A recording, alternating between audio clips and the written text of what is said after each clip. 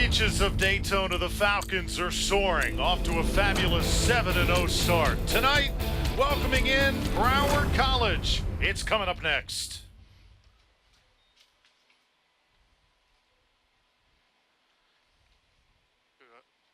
And it is looking to be a perfect night of soccer here at Daytona State's College Soccer Complex here in Daytona Beach, as Broward College comes calling, and we are thrilled you could join us.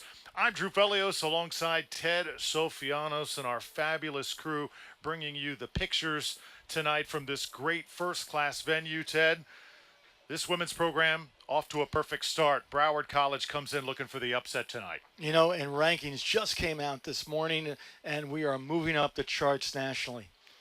Yeah, Daytona State right now ranked number 4 in the country.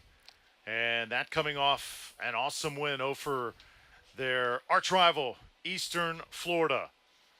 So Daytona State with 37 goals this season, playing better and better through 7 matches, and look to get another W here tonight. Brittney Jones is the head coach at Daytona State in her second season.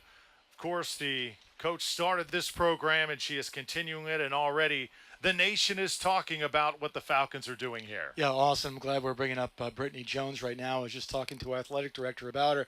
I mean, her core values, just great words to use anytime you're, the head coach. Integrity, respect, selflessness, academic respect, underline all of those, and of course, put that in the recipe book with positivity.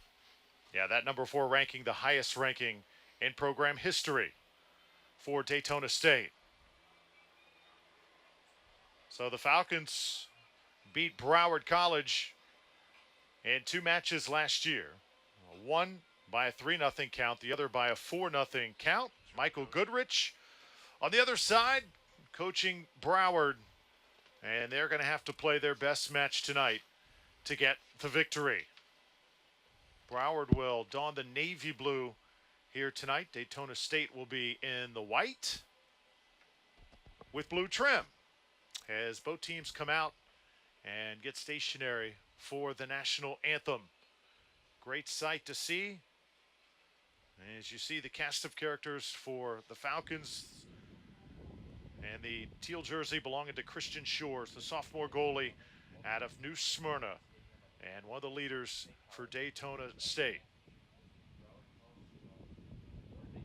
You know, just coming off a win from a conference game, 2-1 off of Eastern Florida. They're shaping up to be having a great season, and who knows, maybe the NJCAA national tourney.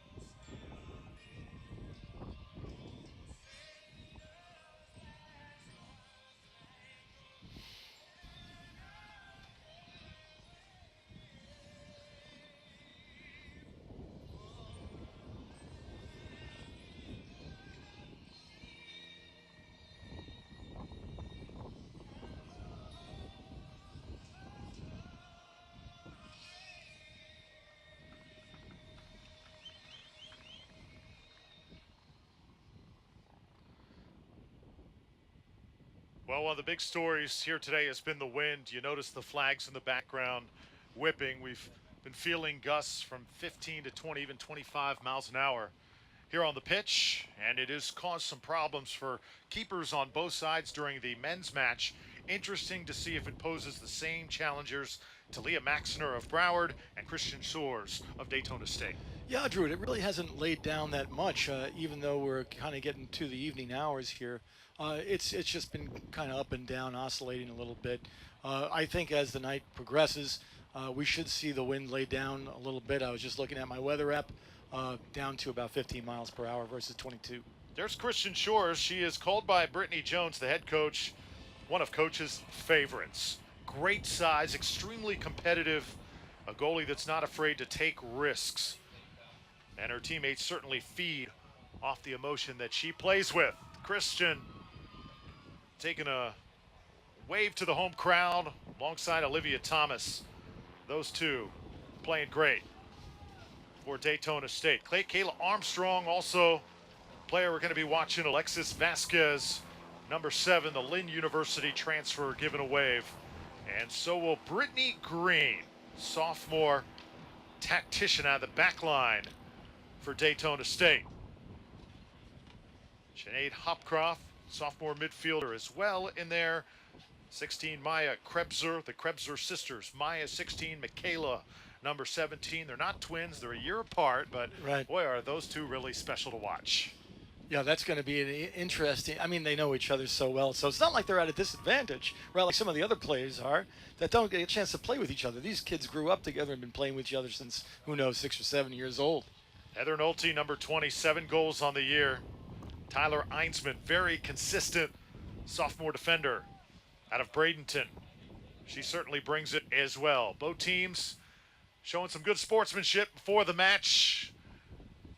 Couple high fives and we'll be set to go. As you look at Leah Maxner, sophomore goalie for Broward, she'll have a tough task tonight because this team for Daytona State averaging nearly, or just over actually, 5 goals per contest.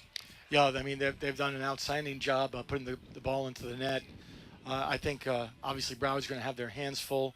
Again, a conference game, very important for the Lady Falcons, and we're almost set to go here in just a minute. This team's a very tight-knit group for Coach Jones. Coach Jones talked about how her program is developing not just great student athletes, but developing people. It's the great thing about coaching at this level. Coach Jones says it's the best job I could possibly imagine because you get to be so big a part of a player's development going on to the next level, not just in soccer, but in their lives as well, because even if they go on to play pro, just a small fraction of the long lives they're going to live. You know, Drew, excellent point. And I had the opportunity to interview Coach Jones, and one of the things that really stood out to me was when she mentioned that, remember, I only get to coach these kids for 2 years max.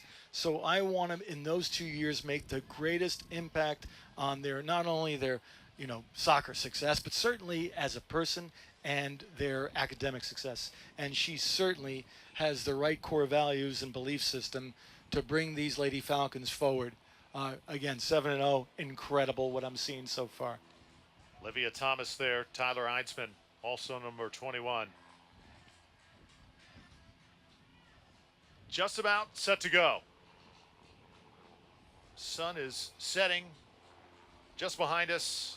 Got a nice crowd also in the stands here in this brand new Daytona State Soccer Stadium.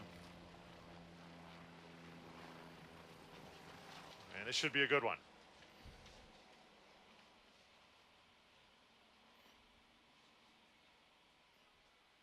Tough road ahead for Broward as they've got Daytona State tonight, then Eastern Florida, Florida College, and Polk State all on the road. So this is the first of 4 road games here tonight. I guarantee you the Falcons are not going to make it easy on them as we're underway.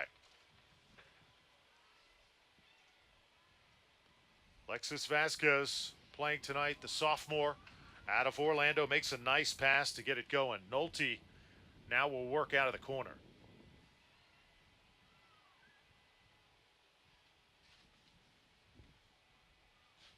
Hopcroft there to cut it off for Daytona State. 2 conference wins to their credit.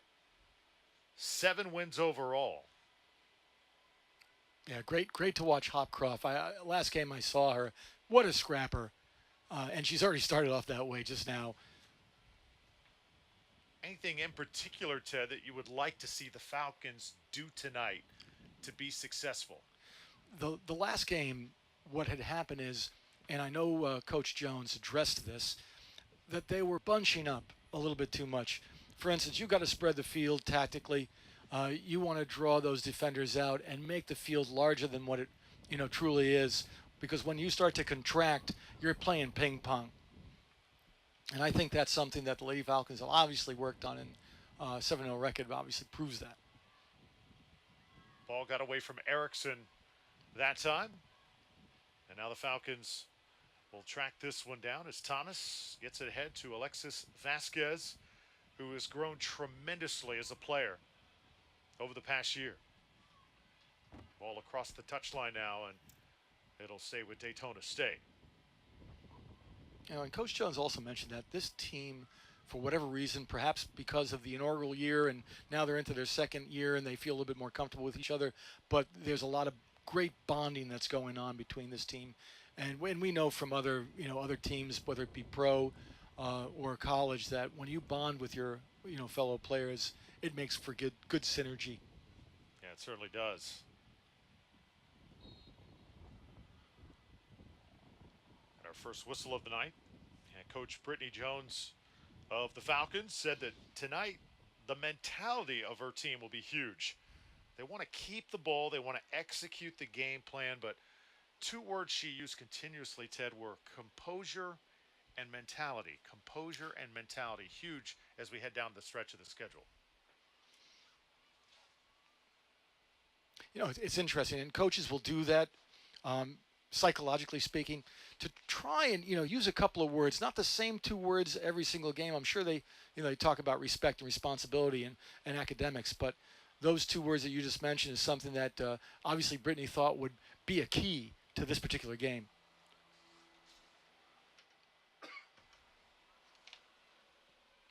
Maria Rodriguez playing out of the center circle. Priscilla Camacho, sophomore center back for Broward. On the far side, Angelica DeDon also. Angelica wears number 18, and number 5 is Caroline Schroeder, the freshman defender.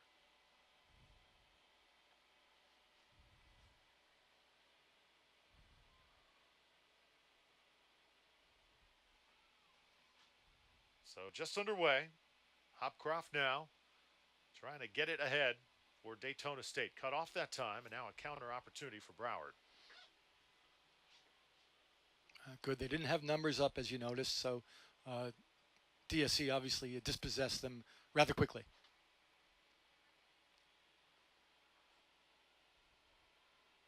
Falcons slowly moving this one ahead as Maya Krebser handles it for the first time. Now from the corner, trying to cross this one in.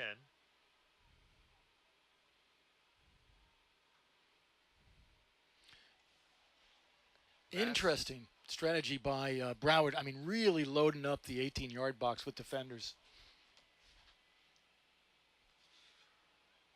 Daytona State is a program. What they did in their first year, very impressive. 11-3 last season. And Ted, all those losses were to Eastern Florida State College. So that win they got against Eastern Florida this season, that was not just any ordinary win. Correct. That was huge. It also kind of got the the bugs out from as far as the cobwebs go. Thinking about that team might be unbeatable because they beat you 3 times, and now this year, obviously a win, huge for the conference. Maya Krebser, sophomore defender out of Bradenton. See Armstrong there retreating for Daytona State.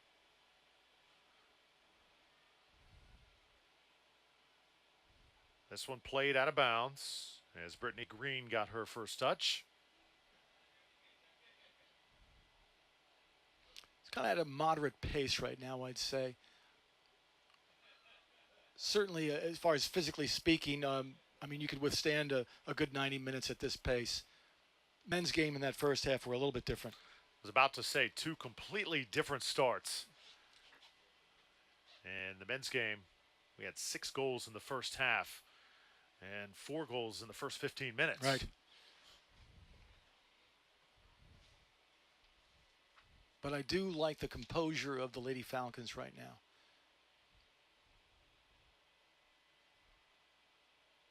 So the Seahawks try and get a good service right in the area of the goalie, and she'll juggle it just a bit before falling on it. Christian Shores was a little unsure of it that time as she was looking straight up. Right, and I think that wind, of course, had something to do with that.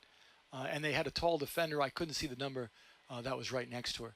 Need to put a body on that one for the DSC defense.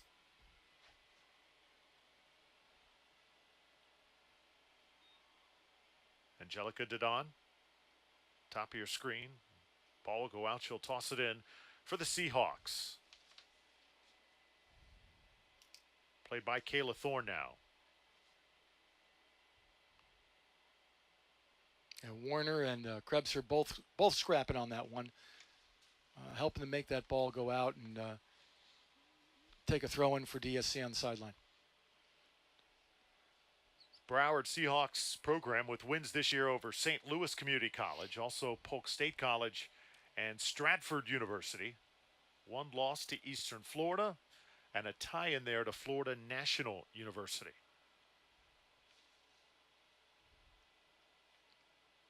Now Daytona State trying to get some rhythm going. Maya Krebser has it tapped out. And neither team has really been able to establish a consistent flow here 7 minutes in. Correct.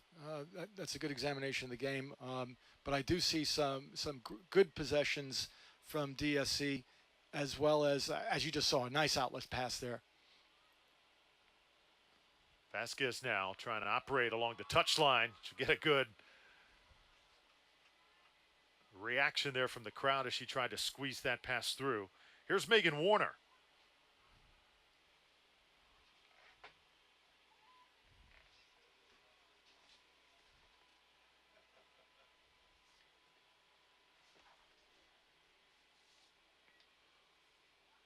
Hopcroft has it taken away.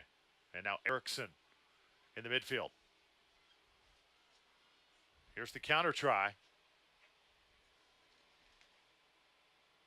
Be a corner. Cronval had it tapped away, and it will be a corner kick for the Seahawks, their first of the day.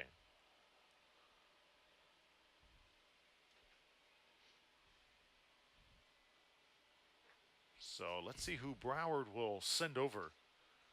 Here is Daytona State will get their defense in position. It'll be number 18, Angelica Didon, the sophomore.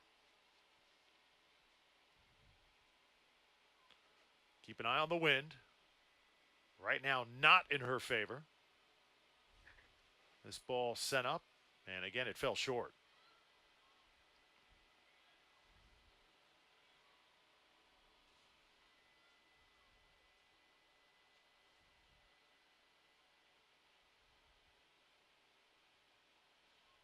Here's Kayla Thorne. She'll take the shot. Why not? Christian Shores, an easy pickup. Yeah, the wind wasn't with her that much on that shot. The wind is with the team right now with Broward, but not from 38 yards out. Just see how that ball just kind of dies as it goes up into the air. Mm-hmm.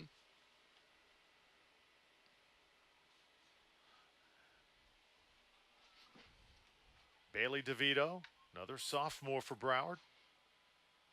I'd say, Drew, so far kind of evenly matched as far as time of possession and time spent in both halves of the fields.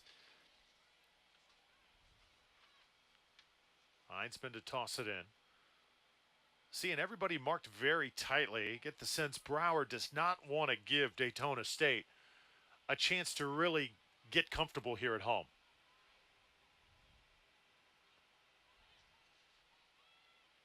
Cronval able to win that one.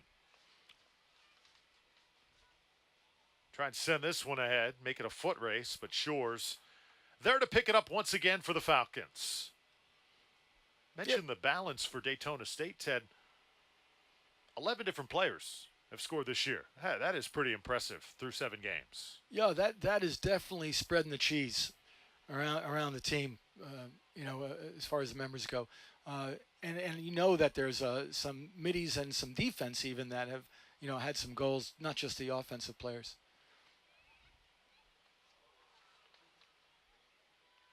Now a real battle in the midfield. business really starting to pick up. Tyler Einsman keeps it in, tries to get it to Vasquez, but that pass a little bit too far. Vasquez, a couple of plays ago, a little frustrated herself, but she certainly picked it up here. Real worker and extremely skillful player.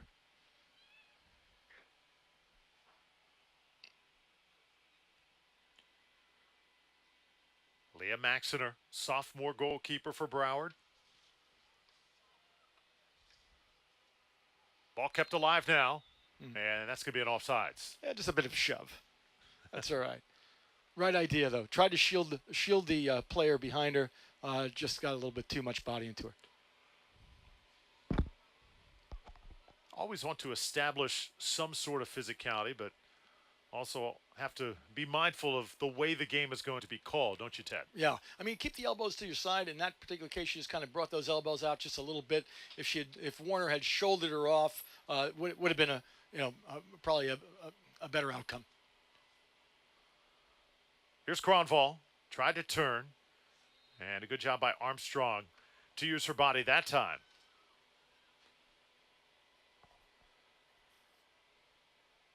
Talked about the 11 different players that have scored for Daytona State. Their high in goals this season is 13 goals. That was at USC Lancaster. That match was on August 25th. Yeah, that was a bit of a drubbing. And that was even with a shift of putting in the substitutes. Also scored 7 goals, taking on Polk State. That was back on September 20th. Francois runs it down for Broward and knocks it out of bounds, so it'll be a throw-in for Vasquez and the Falcons.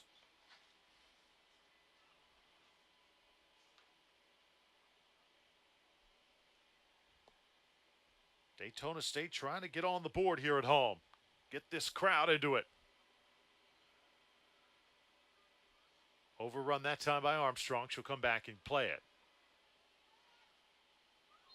And this one's going to be an offside, so the flag went up. Yeah, she just a hair offside, got caught. Broward's defense just moved up while she had her back turned. A little sneaky, but the way to do it. In case you're just joining us, men's team here at Daytona State victorious in our first match by a final count of 5-2 was over Thomas University. And now the ladies trying to make it a 2-for-2 night if they can get one over Broward here. We're in the 15th minute here, first half. Drew Felios, Ted Sofianos. Yeah, you're starting to see them settle down a little bit and a little bit more control being displayed by the Lady Falcons. Einsman tried to get the pass ahead. Heather Nolte springing free. Nolte can get a shot on, but didn't get enough on it. Maxiner there to pick it up. Yeah, Nolte is a right footer. Is a right-footed.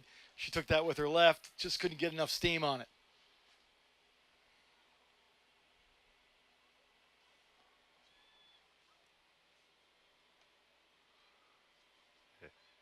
This is Vasquez now trying to squeeze another pass through. Flag does not go up, and contact there as Maxiner came up to greet her. That was a heck of an opportunity. I was hoping she was just going to flick that over the keep, but just kind of put it to the side.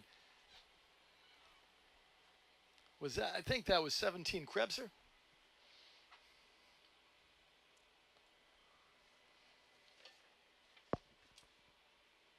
So Leah Maxiner under fire here over the last few minutes.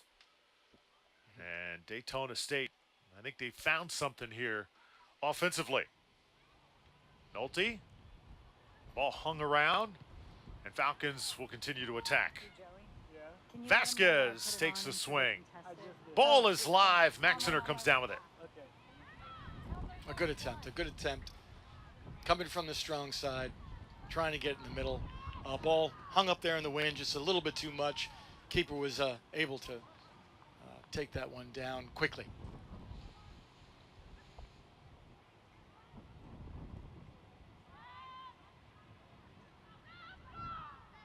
but it seems the pace of the game has quickened just a bit, with the Falcons having more possession and offensive tries.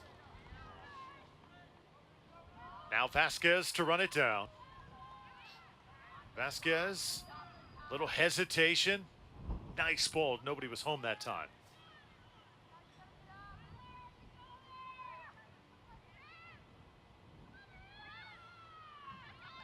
Armstrong able to come up with it, and you see that Daytona State starting to win a lot of those 50-50 balls now.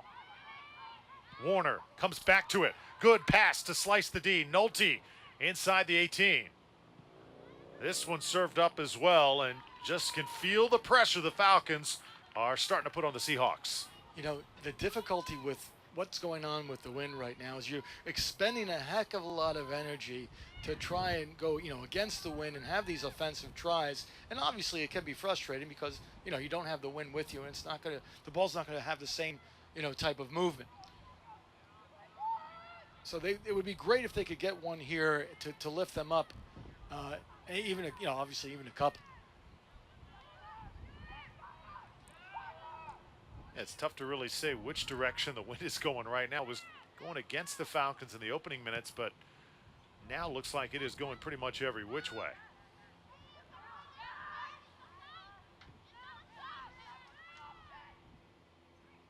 Here's Rodriguez. Now Francois. Seahawks trying to settle things after Daytona State appeared to be getting into a groove. Good steal that time by Sinead Hopcroft.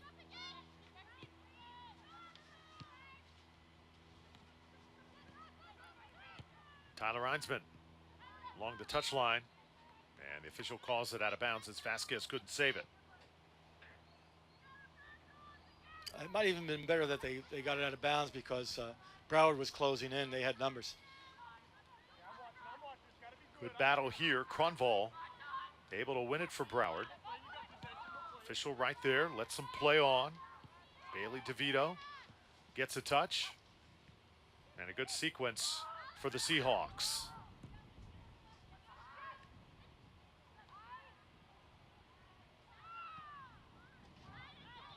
Now it's Armstrong alongside Hopcroft.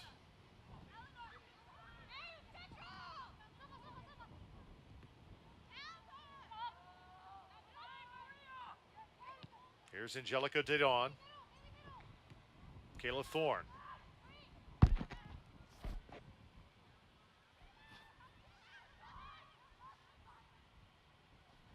Kayla Thorne sends it back out now. Priscilla Camacho getting involved for Broward. Seeing some pretty good soccer here over the last few minutes, as everybody touching on both sides. Yes, definitely good observation. This is Krebser. And this, what they call the beautiful game, Ted, it don't always have to have a lot of scoring for it to be a high quality of play, right? Exactly. And, obviously America is the only country that hasn't taken to soccer like the rest of the world has. And, obviously there's some commercialism that's involved in that. But at the same time, we're a country that likes to see a lot of goals, a lot of scores, and in this, why they call it the beautiful game, because there's so much finesse. There's so much, you have to appreciate those skill levels. It's kind of like if you've never played a French horn, you might not like to try or even listen to it. It's one of those things you have to participate in to understand. And that's one of the great things about America right now. We have millions of kids going through soccer programs throughout the nation. The game has definitely picked up since when I was a kid.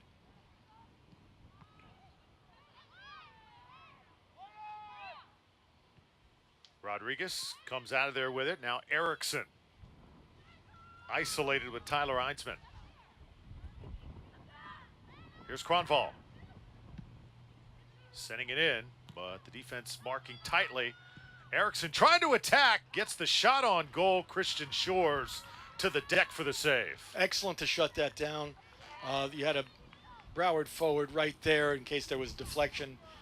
And again, she corralled it right away. Good job, keep.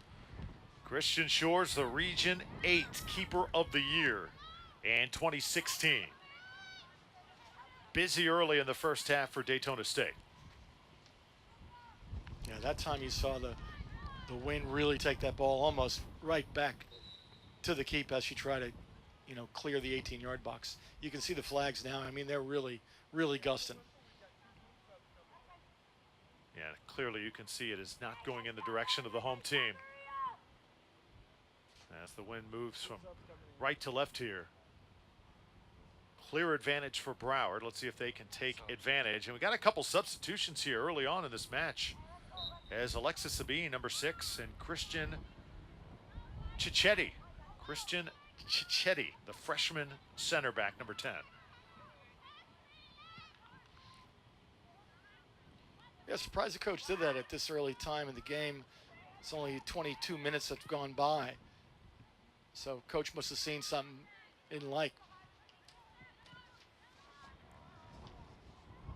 Here come the Falcons, trying the counter. It's onside. And an open opportunity for Nolte. Nolte just couldn't square one up. She had a clear lane, did not get a good hit on it.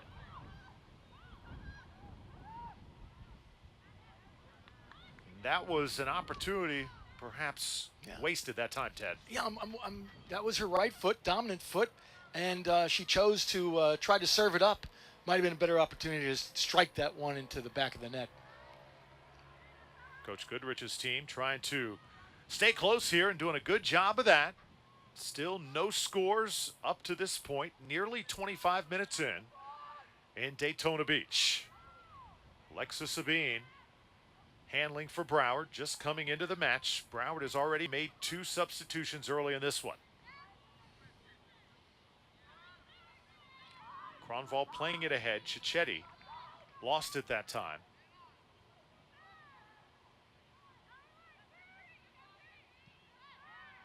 Schroeder touching, also Camacho.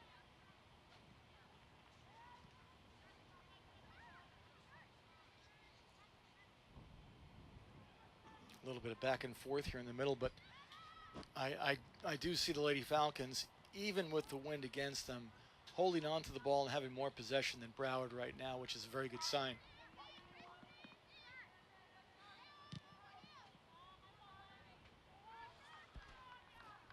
Ball belongs to Broward.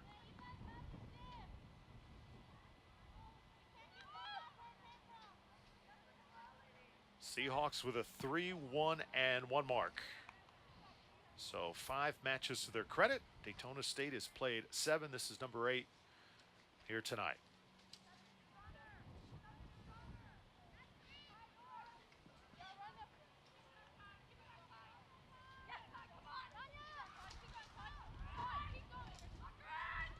Seahawks attacking now, and 7-on-7. Cronval and Vasquez knocking heads that time. Yeah, it looks like they got a corner kick out of that for Broward.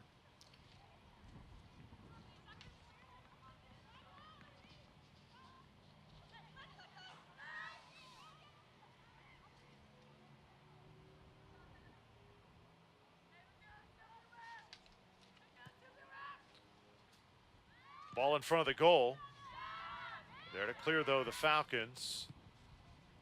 Seahawks trying to capitalize on a Daytona State mistake defensively, but Falcons have been up to the task so far.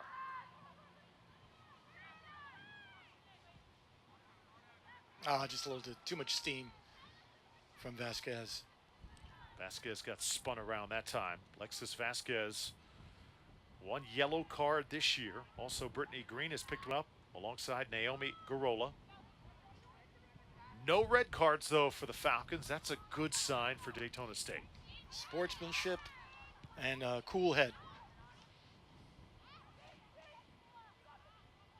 Armstrong now possessing.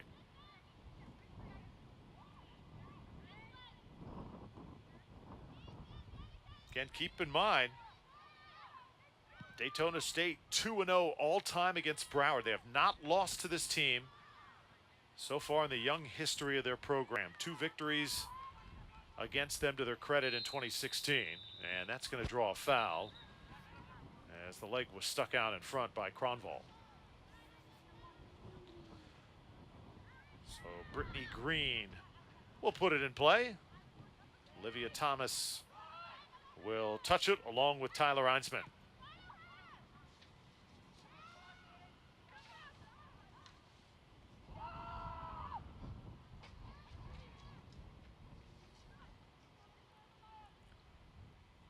have been surprised by how well Broward has been organized here in the first half. Here's Abeen. Tried to hit Cronval in stride. Cronval able to pick it up, and now some open space ahead of her, and Armstrong closed it down just like that. Yeah, good job. Good job. Looks like right now Broward's got a bit of a momentum going.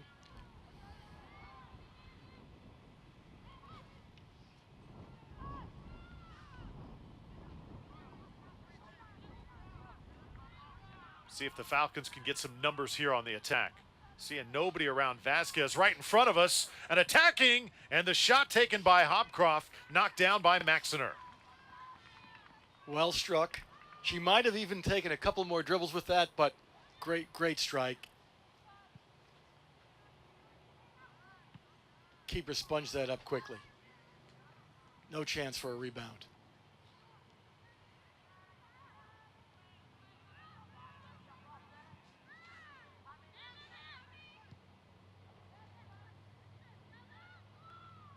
Again, possession the key here, especially when you're into the wind. And they're doing that. How much harder is it to possess, Ted, when you are battling against the wind? We know your shots are going to be a little wacky, but that affect your possession as well equally. It's going to quite a bit. And if you notice, the ball, for the most part, has been staying, when they're doing a good job with it, ball's staying about 2, 3, 4 inches off the ground. You're taking the wind out of play just like a golfer who's going to strike a shot low into the wind, try to take that wind out of play, and that's how you can possess more often. It's a great strategy, but you can't then therefore pass as long as you'd like. Those 20, 30-yard passes then start to go to the wayside. Olivia Thomas now holds it up. Cronval came up. She'll send it back to Christian Shores. Both goalies have been busy. Shores for Daytona State and Leah Maxiner for Broward College. Stolen away, and now Broward tries to capitalize. Nice pass there. But I'll tell you what, Olivia Thomas has been extremely busy for the Falcons as she sends that one out for another corner. That last chance for Daytona? Daytona, they're racking up some chances here in the first half, aren't they, Ted? Yeah, they're looking good. Here's a replay. Hopcroft the shot there, Maxiner the save, and Hopcroft, that's one she wants back. Yeah, she pulled the jersey over her head. But again, you saw that. She actually had the defender beat. Might have been able to take 1 or 2 more dribbles and had the keeper come out a bit more. But still, a valiant effort. Hopcroft out of England. Oh, that ball inside the 6 that time got very close. The ref missed a huge push right there. Cicchetti trying to send it downfield. Now Alexis Sabine using her speed. And it'll belong to Daytona State. Well done, well done. So here in the 30th minute, still scoreless. Got some subs coming in, yeah. 3 shots for either team. As Cheyenne Beck, 24, comes in the game. Also, Gianna Bly, number 5, sophomore out of Navarre, Florida.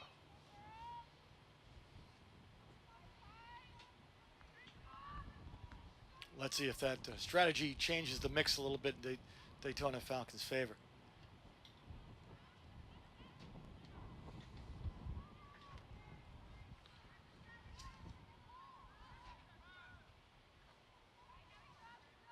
Dodged the bullet there.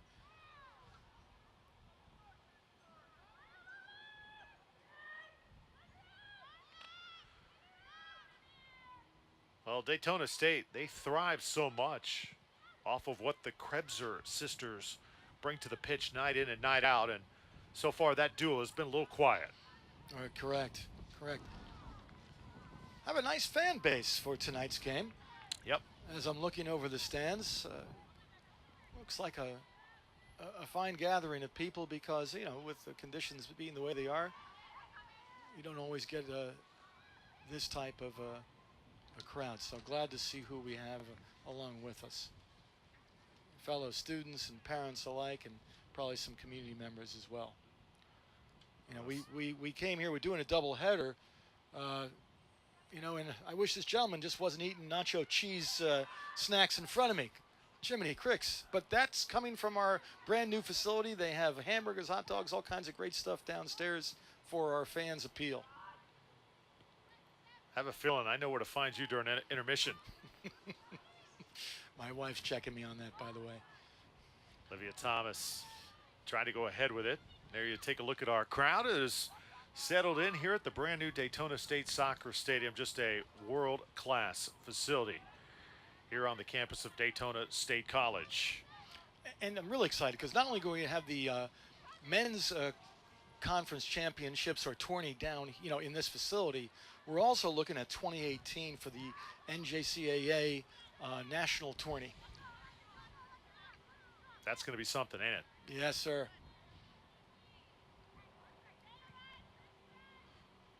How we were able through, Will Dunn and Dr. Labasso to land those, I just think that's phenomenal. Ball sent ahead now. Daytona State trying to get something going here at the end of the first half. Had some chances. This one will play back. Falcons will try and put it in play again, but that's good defense. Good step up there. Keep the pressure on. Now it's Krebser. Krebser had it taken away.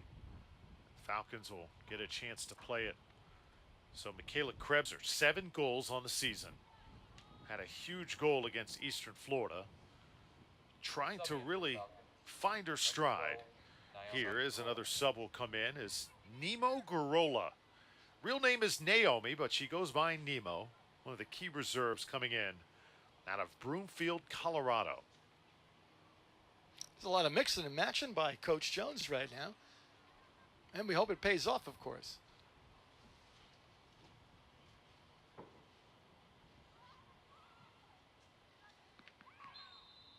Now Naomi tripped up.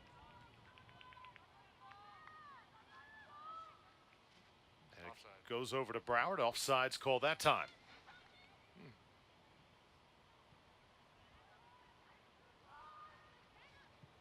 Not sure where the offside was because you cannot have offsides on the throw-in.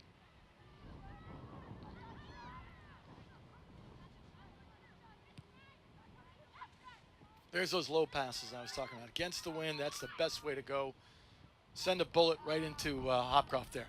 Cheyenne Beck doing the honors that time. A little sloppy in the final third for Daytona State. Hopcroft could not gather it, and Francois now to throw it in for Broward. So a lot of different players used so far as teams continue to substitute. Tanara Oliveira, sophomore center back, comes in for Broward. Yeah, much different from the pros where you only get 3 subs in the pro leagues. And which is a good thing, especially at the collegiate level.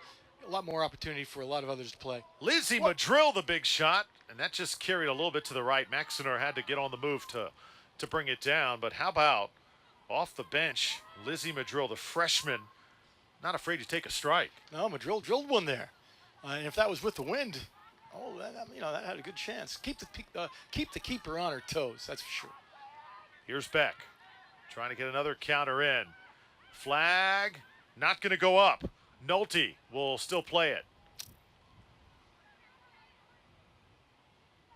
Alexis Sabine will watch it go across the touchline.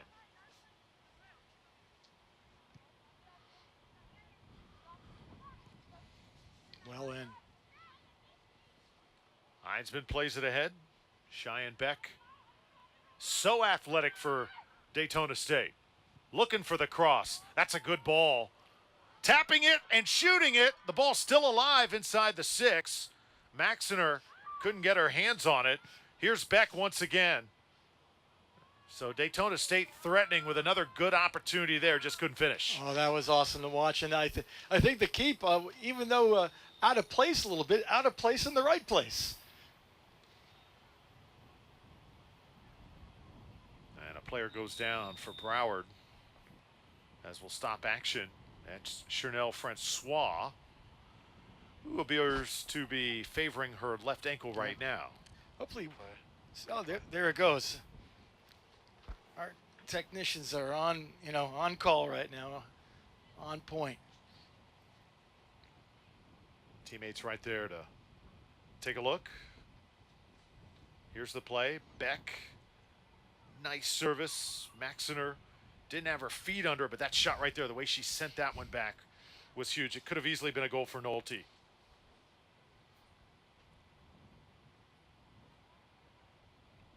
No, the keeper was way off the line. Could have gone either way there. A little bit of a little bit of luck for the keeper, but certainly an exciting play. So Chanel Francois being looked at right now, and she is going to get off the ground. That's a good sign for Broward, and it gives Daytona State a chance to maybe get a wind and a little bit of water liquids. Break. Yeah. Been played at a fast pace over the past few minutes. Coach Brittney Jones does not want her team to relax on defense. The one thing that she said she wanted to see tonight is a better defensive effort than what they have gotten lately, and she wants to see her team respond when they get pressured. They've been pressured pretty well by this Broward team in the first half.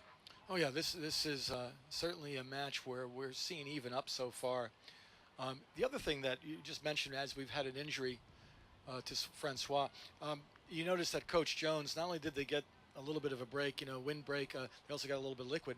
But it also, you get timeouts in hockey. You get timeouts in football. You get time in base. You don't get that in soccer unless you do have, let's say, an injury. And it gave Coach Jones an opportunity to talk to the ladies and say, hey, you could see she was moving her arms and pointing and looked a little bit frustrated as we got a close-up on the camera angle. Daytona State Soccer Stadium. The sun has gone down here on the East Coast. Wind is still whipping. It was a bit calm at the beginning of this game and at the end of the men's game, but it has picked up here over the past 30 minutes. Some beautiful colors, though, over the stadium. Just makes the stadium look all that more impressive. And stay tuned at the half as Athletic Director Will Dunn going to be joining us here inside the booth. He was up here between contests, had a chance to talk a little shop. So great talking sports with him and all the pride that he has in all the great teams here at Daytona State. Oh yeah, he's a long timer. He knows his stuff, and he'll be a great person to interview for all the accolades over the last number of years, and certainly integral in having this stadium and the two soccer teams coming to fruition. How about that nutmeg? My Einsman snuck it through the legs of the Broward defender and now gets it back. Yeah, nutmeg, key word right there. And in Jamaica and in Trinidad, some of the other Caribbean nations, they call it salad.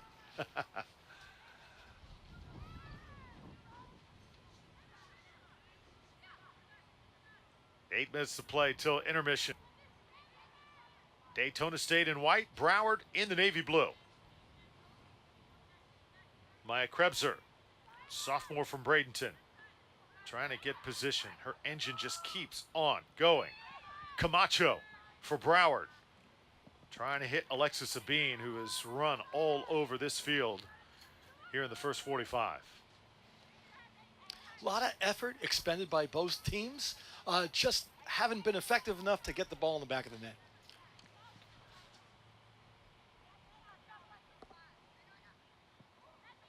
You know, sometimes when you're driving a car, Ted, as we have both found out, got to know when to accelerate, got to know when to kind of take your foot off the gas sometimes, not always go 100 miles an hour. You can tell the energy very high for both of these teams here in the first half, and it hasn't always been good, especially on the attack. Right, and you know, you'll see, I think, DSC will have a better chance in the second half only because that wind, it's going to be tough for Broward on one hand because they're going to be against it, but now that DSC has expended so much energy, you know, how does that all come together and play into the future of the ball game? We'll have to see.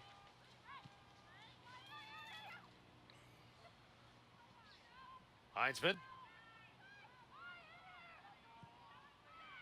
tries the service in, trying to hook up with number 20. Heather Nolte's had some chances here in the first half. Saw Garola get a foot on it. But Broward again, once it thwarts another Daytona State opportunity.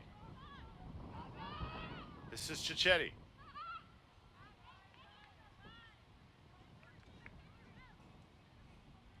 Yeah, we've seen a number of balls on the near side here on the left wing side of Broward, just pushed a little bit too far, and the wind obviously being the culprit in that.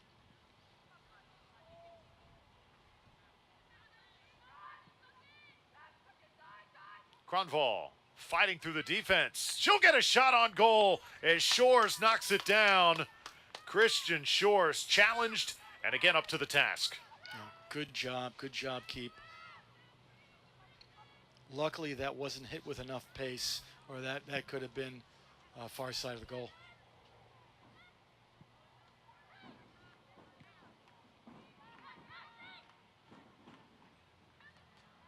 So far, you could say that this has been a pretty good duel between the goalies. Yeah. Shores of Daytona State, Maxiner of Broward. But I'd say these last 10 minutes, Broward has kicked it up a bit, kicked it up a notch. A little bit more stress on those 50-50 balls.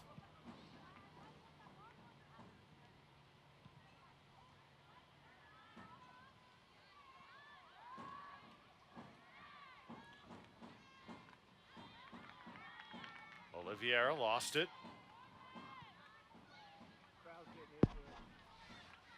You hear the crowd stomping feet, trying to elicit a response from our Lady Falcons.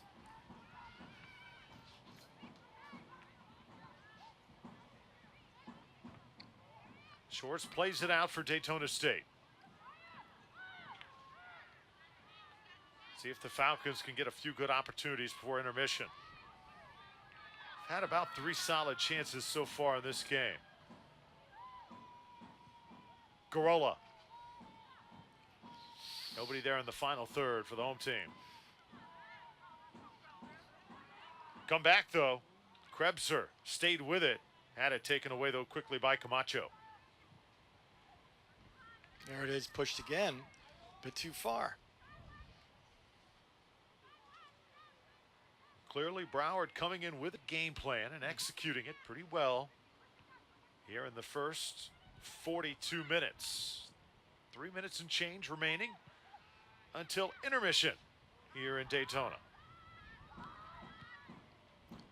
And that's also an interesting thing that you brought up, how many times they've played each other. You get this, a familiarity with the players, their strengths and their weaknesses. And, you obviously... Here's a shot taken, a little bit high, and that one nearly through the hands of Maxiner. She did a great job staying with it because she had a threat right next to her, a Falcon, waiting to just cash in. Yeah, that might have been the best opportunity tonight so far.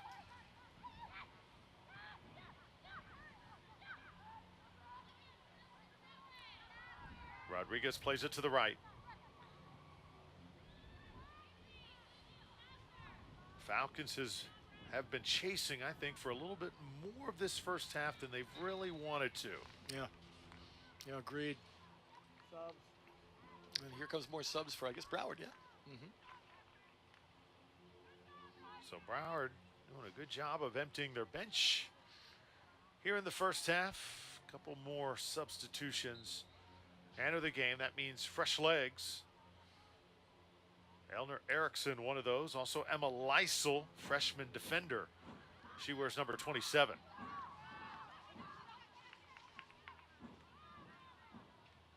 Garola can't catch up to that one.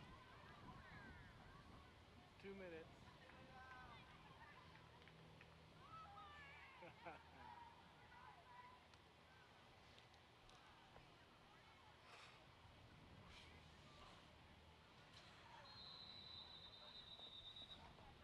Yeah, that'll be DSC ball. You cannot play on the ground like that. But at the same time, a good tactic, to stall the ball.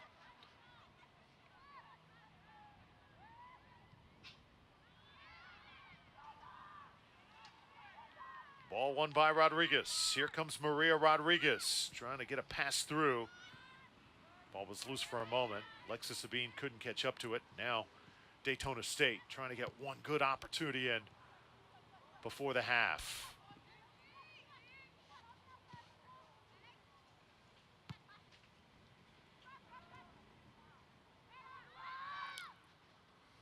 Here's a bean. Cicchetti.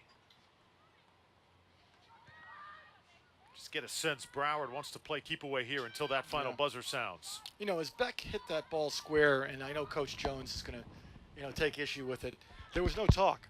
Do you hit it square? Do you say man on or woman on? Or, do you say turn?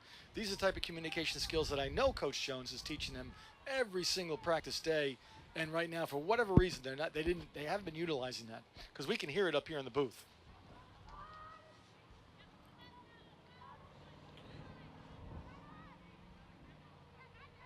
Final 20 seconds here in this first half.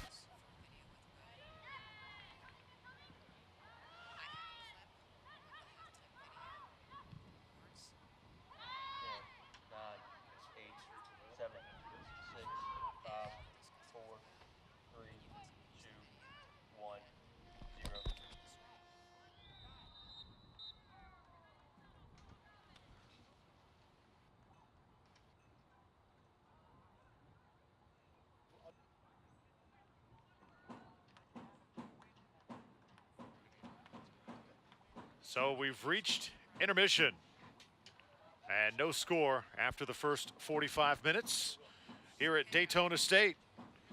Broward College doing a good job applying pressure to the Falcons, and we are scoreless after one half of play. Coach Brittney Jones will get together with her ladies here at intermission to try and figure out a way to crack this Seahawks defense that has been effective here through the first 45. So there is your score here at halftime, and we are thrilled and honored to be joined here at intermission by the athletic director here at Daytona State College, Mr. Will Dunn. Will, thank you so much for being with us. It's been a very busy evening here at the complex, and a special, first of all, tell us about the special ceremony that took place during the men's game tonight. Well, thank you. It's great to be here with you tonight.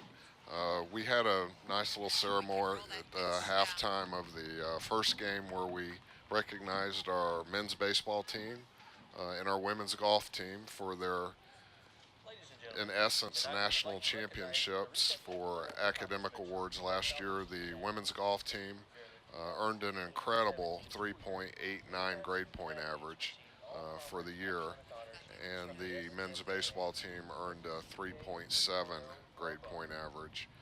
Both of them the highest in their sport, and the ladies golf team had the highest grade point average in the nation for all sports. So very impressive work by those coaches and the student athletes. Very proud of the work that they put in, and we talk a lot about academics and the importance of that, and that's going to be what carries them as they move on through life. And just very humbled that our staff and our faculty and our students embody that and really take heed to the importance of that, and I think it shows in the results. 89 student athletes earning all conference academic honors. That's just amazing. Of those, 48 receiving NJCAA academic All-American honors with a GPA of 3.6 or above. And how do you stress that within the athletic program? How do the student athletes continue to get that accomplished here? Because that is such a big part of their experience here at Daytona State. Sure. Well, that's the message every day. I mean, it starts with the leadership and our coaches, and we talk about that every day. The students are on the hallway meeting with their academic advisors and making sure they have the right schedules, and then when they need to be in study tables and doing the work they need to do outside the classroom, we do what we can to support that. And certainly the message has always been that you have to get your grades first. So if there's any question about them being prepared academically, or if they have work to do in a class, then that's always going to come first. So obviously we want to have winning teams, and we want to be competitive, but academics comes first. All right, before we see a special feature on academics at Daytona State, tell us about this women's soccer program led by Brittney Jones. Couple big wins this year, one over Eastern Florida. So huge because last year those 3 losses came to Eastern Florida. That just shows the progress this program is making, right? Yeah, I'm very proud of Brittney and Maggie and the young ladies. I mean, clearly last year Eastern was our nemesis. We just couldn't get a game, although all 3 of them were very close games and we had our chances. But so proud that they were able to get that first game this year. It was 2-1. It was nip and tuck. Eastern's a great program, as you know, and we were certainly glad to take that one, but we're going to return the visit to them pretty quick down at their place. So it's one game, but it was a big one, and we were glad to get it. All right, the teams here getting it done here at Daytona State College, on the field and in the classroom. Being a student athlete, here is what it means at Daytona State.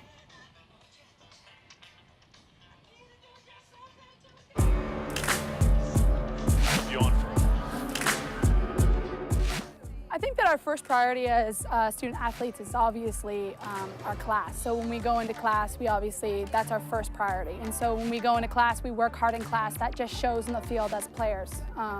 So when we come out to practice, we know that we've worked hard in the classroom, and now we have to work hard on the field.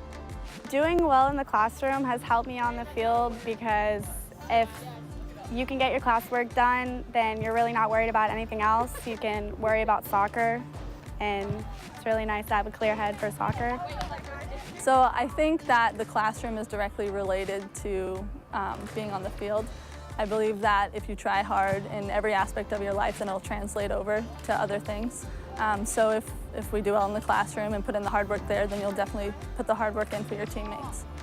Your performance in the classroom definitely does affect your performance on the field, because if you was to do bad in the classroom, that's always playing your mind, and you may not be able to perform as good when you come onto the field. So definitely it's like the same. I'm doing really good in the classroom so far. I think doing good in the classroom really comes and shows on the field, because if you're doing good in the classroom, then it just brings a lot more to the field. Academic success is one of our core values, so that holds us responsible, and responsibility on the field is a really big trait to have and creates trustworthiness with the teammates, and it's easier to play.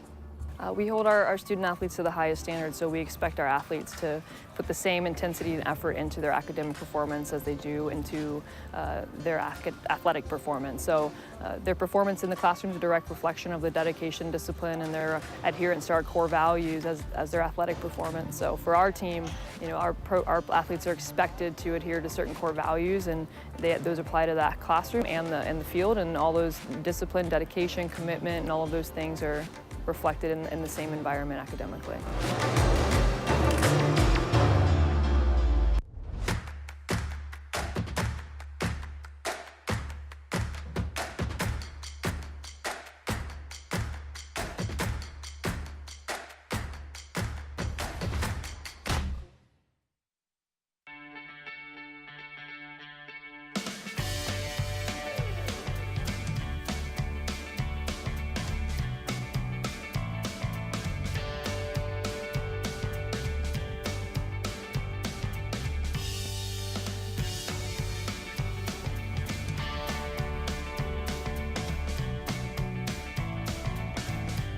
The Daytona State College of Education is forever grateful to Volusia and Flagler County Schools and our collaborative partnership that allows us to spend this exciting time out in the field working with these wonderful students, doing one-on-one reading instruction 4 days a week.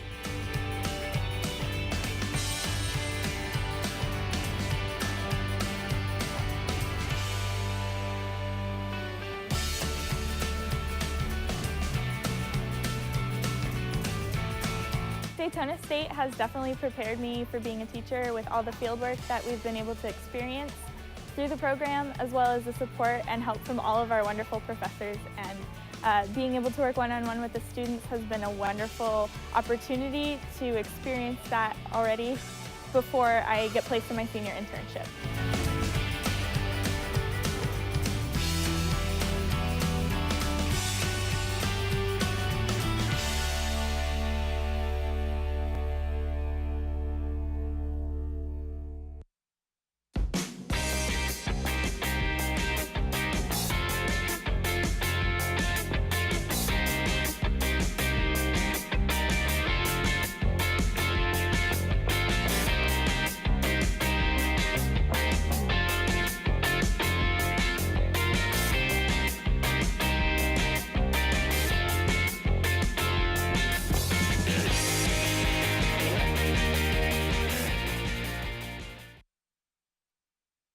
mics. Go. Welcome back to Daytona State's brand new soccer stadium. I'm Drew Felios. Ted Sofianos also with me on the broadcast right now. We're joined by Athletic Director Will Dunn as we continue to just marvel at this amazing facility, the pitch, first class, the venue, the stadium, the lockers. It's just awesome when you come here. You can't help but say, wow. How amazing has this been for this college to get this facility here in place? Well, Drew, as you know, I mean, you have to have a champion to make this kind of product happen. And certainly, I think it starts at the top with our president, Dr. Thomas Labasso.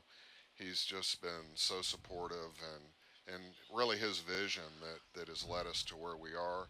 You know, our whole senior administration and certainly the leadership with our board of trustees, none of this would be here without their support.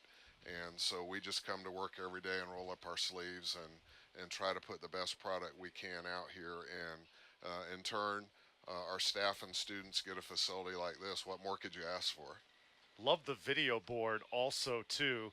That is first class. It is absolutely huge right above the scoreboard. It's not just the great venue, but also something to watch for the fans that come here, right? Yes, it's fabulous. And, you know, it's another step of technology that enhances the fan experience for people that come out to the game, and it gives our staff and students an opportunity to work with that technology and build those skill sets that are important in today's sports market. Special ribbon cutting coming up on Tuesday, October 10th, for that Eastern Florida game on the men's side. I know we can't wait for that also. It's a huge game. Again, we were talking about this off air, but we were fortunate to go down there and steal a game from them 2-1 couple weeks ago. I know they're looking forward to coming back, and it's going to be a great contest. It always is with them. So I know our guys will be ready, and it'll be a great evening here at the Daytona State Soccer Stadium. All right, Mr. Dunn, thank you for joining us here in the booth. We really appreciate it. Thank you, Drew. Okay, this first-class venue, we've been talking about this Daytona State Soccer Stadium and the process it took to get this thing off the ground and completed. Let's take now a closer look.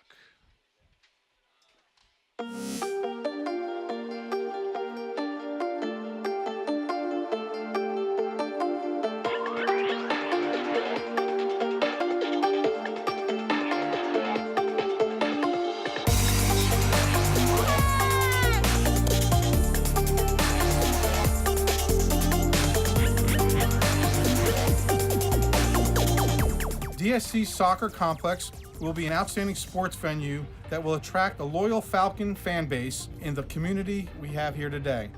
Equally significant, it will become a learning laboratory for students in our upcoming sports broadcasting TV program. It's fantastic. The new facility is fantastic. We can't complain. The surface is grass. It's wonderful. It's a big field. We have great support.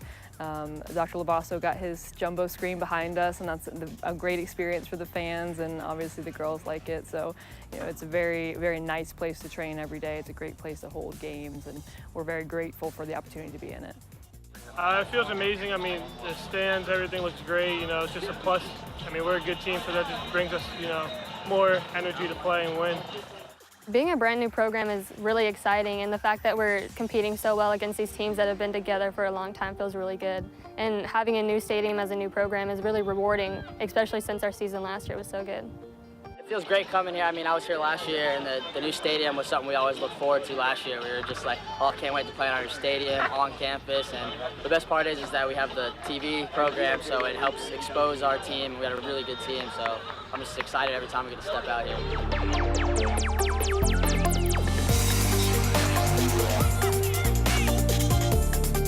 We got to find a way to put the ball in the back of the net more consistently when you get those chances. Because when you're playing a good team, you're not going to get that many chances.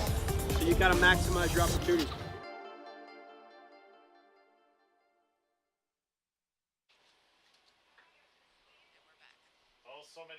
So many great memories ahead that we're going to enjoy in this beautiful venue here at Daytona State College. Back on with us is Ted Sofianos. I'm Drew Felios. Not quite the explosive first half as far as goals are concerned that we saw on the men's side, but still both of these teams having their moments.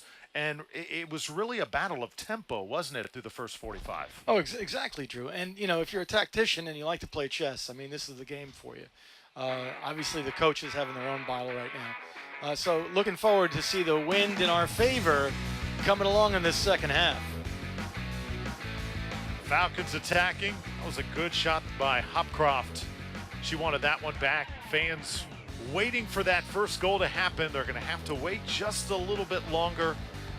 Daytona State continued to attack. There's a blast by Madrill. The one blast that she had. Here's a good pass by Beck, but Maxiner heads up, and then Nolte had a chance at the rebound, just couldn't put it in. Yeah, and we even had the keeper out of place, but that's okay. I think there'll be other chances coming this half. And credit Broward for just having players in the right spot, marking tightly the Falcons' offensive threats. The Krebser sisters have been a little bit quiet through the first 45 minutes. And now Daytona State will come on for the second half. Sinead Hopcroft, sophomore from England. Her play will be key. Also, Kayla Armstrong out of Broomfield, Colorado, counted on big time. Lizzie Madrill as well, as the ball is placed in the center circle, and we're set to go. Drew Felios, Ted Sofianos. First time we've been together. Hopefully the first of many more times in the future. Drew, it's been a pleasure. And I had no idea you had Greek origin in you, so it's even more pleasurable for me. Anyway, it's been fun so far. Looking forward to more venues. You know, the athletic director made a very interesting comment while he was speaking. You know, this is no slouch program as far as Broward goes. I mean, they're top notch. And so, you know, hopefully at home, obviously we stole one away from them on Broward's turf. Hopefully we can come out with a win here. I'm optimistic.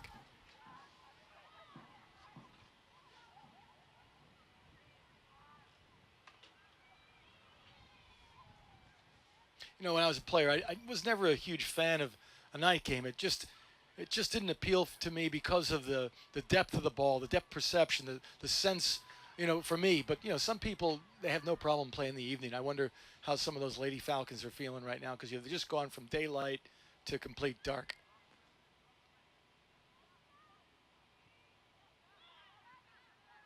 Now Falcons play it right from the midfield. Gianna Bly lost it that time, as Lizzie Madrill also gets a touch. I think tempo is going to be important here. First 10 minutes of the second half. Let's see how Daytona State can put together their chances.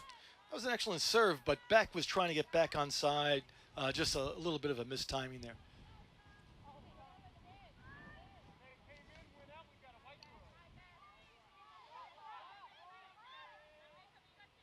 Falcons throw it in. Casey Pittman. And you kind of winced that time. Why, Ted? Oh, just because no communication.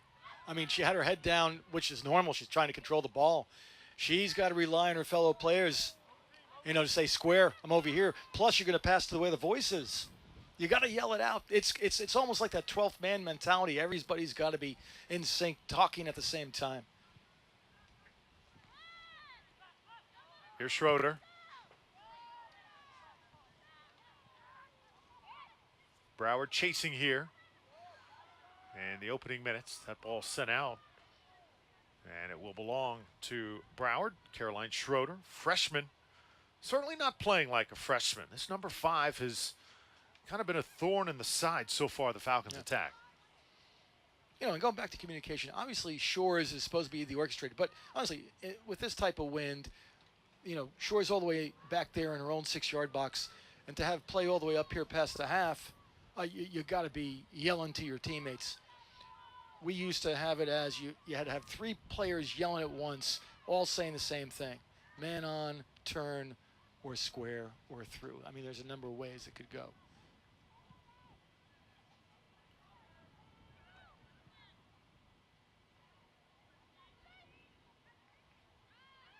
Great play by Hopcroft there, and got fouled, obviously. About 32 yards out from here.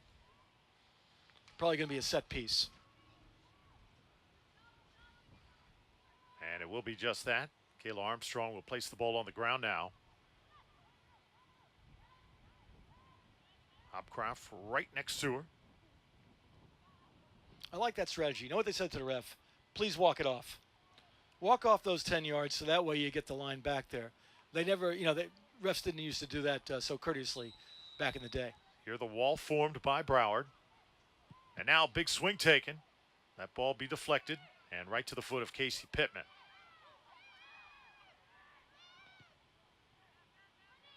Not a bad strategy to try to drill that ball with the wind in your favor from there. Number 9 for Daytona State is Brittney Green. Good pass ahead to Casey Pittman, sophomore from Clewiston. Another in-state product for the Falcons. Hopcroft wanted a corner kick, not going to get it. I think Hopcroft was right there to insist. The referee isn't buying it.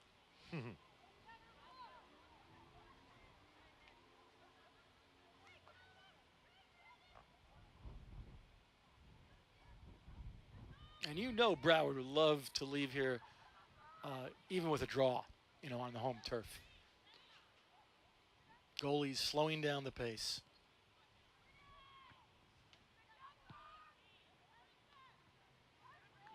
This ball tapped and out of bounds for Broward.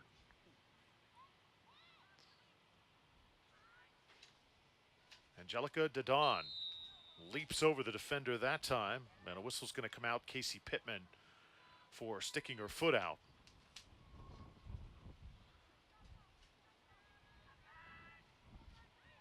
Here's Schroeder. Schroeder, good pass to sneak it inside the 18. Cronval couldn't do anything with it though. Here's Elaine, and trying to create her own shot. It's Thorne, she'll send it back. Probably could have taken a rip that time. Armstrong there to get a little physical on the Seahawks.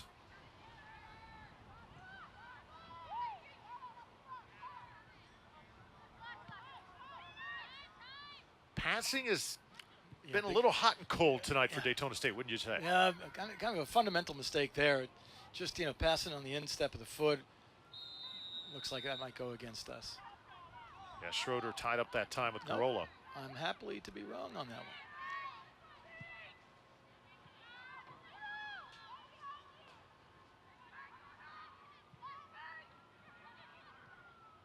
Just over 6 minutes in here in the second half. And again, an exchange that communication just not there so far tonight. Yeah, I bet you Coach Jones is getting into one of their ears right there. How do you fix that, Ted, during a game when obviously possessions become critical? Do you just continue to coach and communicate with your team? Yeah, especially if they're right next to you like that play was. But at the same token, that might have been just a little bit of nerves. And I'm not sure why. You're, well into the game at this point. That was, in most cases, an extremely easy pass. Now the Falcons with a chance. Trying to square one up. The shot taken, and Maxiner there to pick it up off the ground again. Great strike, great idea. Fake the defender. Nicely done. Hopcroft has continued to keep Broward's defense honest. She's been the biggest threat for Daytona State to score. Yeah, definitely, Drew. Very happy with her production. We just, like you mentioned before, we got to get our passes doing a little bit better with that. Basically adjust to the wind as well. They putting when they were on the other side of the turf, they were putting a lot more pace on the ball, which is normal. In this particular case, you're going to have to ease it up a little bit.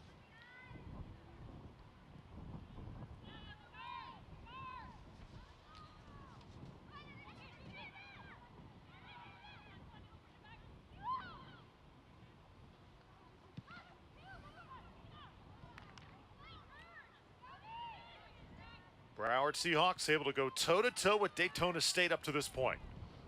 Falcons a little bit frustrated here in the first 53 minutes. Yeah, I'm not sure. There's been a couple like that, and just a tremendous amount of pace on the ball that nobody's going to catch up to that one. Going to have to take it down a notch. And there's another reason why Daytona State's been a little frustrated. Leah Maxiner, sophomore goalkeeper, has had a great game. Yeah, I mean, she sponged up those balls. That way there's no rebounds, which is, of course, that's optimum for a goalie, whether Daytona State or Broward side. Certainly, we've had more shots on goal than Broward.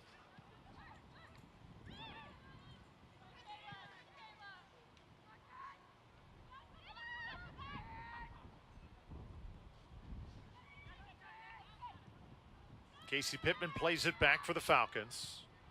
Saw Brittney Green also getting a touch. Now Daytona State playing a little quicker. Hopcroft. Got to get rid of it. Can't keep it for too long or else that will happen. Again, a lack of communication. Here's to Dawn. Going for the cross. Tapped out of bounds by the Seahawks.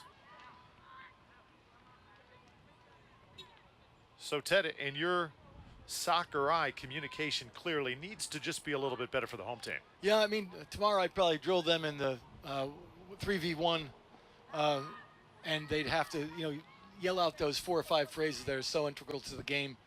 The square, the throughs, and the man on, things like that. I bet you Coach Jones is going to do just that.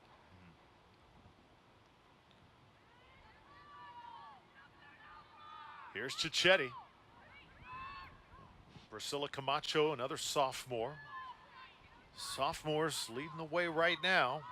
Here's to Dawn now. She's in the forward spot. Good move that time. Cut off right as she got to the 18. Put this one in the air. It's not going to go anywhere near Christian Shores just yet. Great outlet pass there. Great outlet pass. Here's Nemo Garola. And Garola, can she get to it? Francois got there first. Yeah, good to see that Francois recovered from that injury. Yeah, it is. Definitely is. Kayla Armstrong, such a presence in the midfield for Daytona State. Now it's Gianna Bly, had it taken from her. Got it back. These two battling right now in the corner, and it should be a corner kick coming up. Oh, ref. Is he going to call that a goal kick? Yeah, I'm just oh, wow. A little bit sick to the stomach here. He also watched their defender pull our Lady Falcons shirt. Usually that's an immediate yellow card. That was 5, Bly, whose shirt was being pulled on. Come on, ref. It's probably the first time the entire day, Ted, that you have questioned an official's call. I think we've had a pretty good day, would you say? I don't know if that's my first time, but, refs and I normally get along, at the dinner table on the soccer field. Jiminy Cricks, no. So Caroline Schroeder, ball spotted at midfield. There's our officials tonight. Roger O'Brien, Christian Schroeder, and Tony Baumert. And honestly, to their credit, I mean, I was a referee for 4 years in an indoor league. It's tough sometimes. You can't catch everything.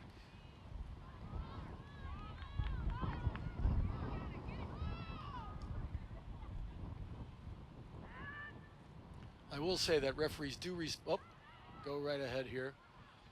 This ball going to be sailing high as Shores not threatened that time. The refs do respond to simple things, subtleties such as respect, the thank yous, the please sirs. They do respond to that. So, and as a coach, I'm sure Coach Jones has made them aware of that.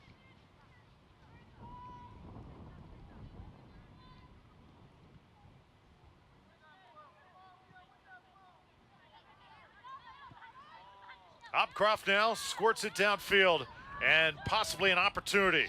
Beck just could not square it up.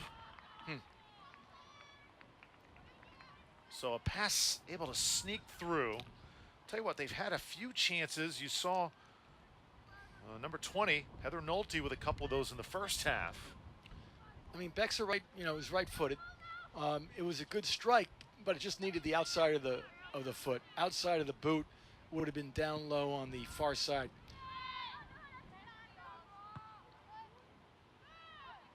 Easier said than done, obviously.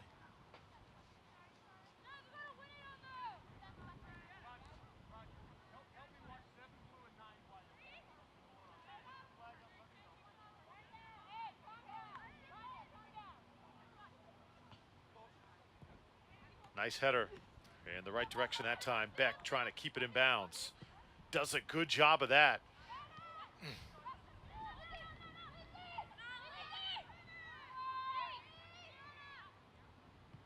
Good control shown here by the Lady Falcons. Good discipline.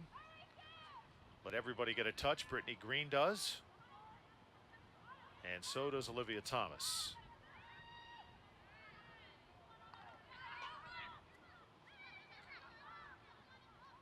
So the Falcons ranked number 4, their highest ranking in program history. Certainly have not played their best soccer here tonight, but of course this game very much up for grabs. Still waiting for our first goal. Referee will call that one. Good job, ref, right in front of you. Easy call. Gianna Bly hitting the deck. And a warning there issued to Kayla Thorne. Gotta give Broward a lot of credit. They've come in here tonight. Certainly not afraid, not intimidated. See if the Falcons can get one on the board here. Armstrong ran into that back line. Now runs over to keep it alive.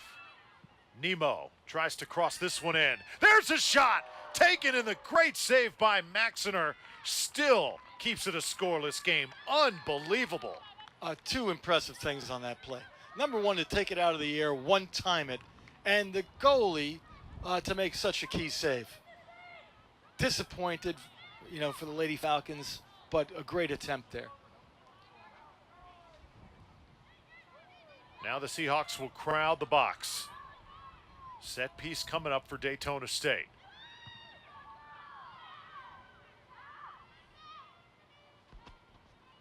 The Falcons can muster another opportunity like that. You got to like their chances. Garola tried to cross, and you saw Armstrong in the vicinity. Maxiner, though, was there first. Right.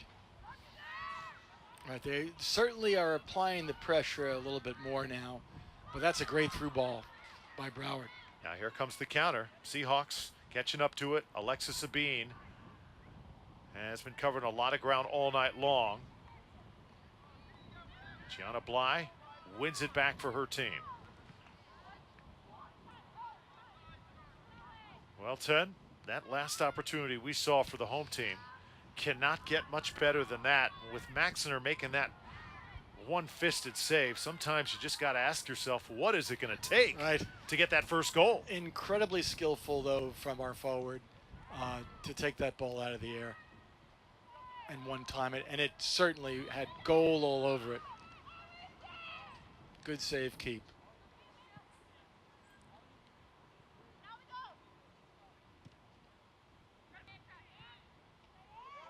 Pittman gets it ahead, and now turning is Cheyenne Beck.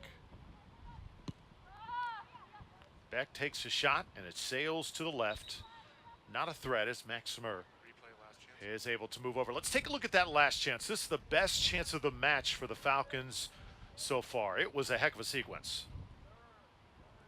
Yeah, just a great setup. Long cross as the player with 22 was dispossessed. And then a nice long cross.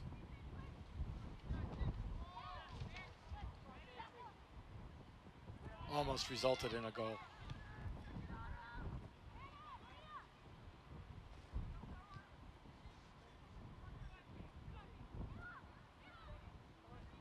And that's what happens when you play some of the better teams. You don't get those chances as often. So the effectiveness quotient has to go up.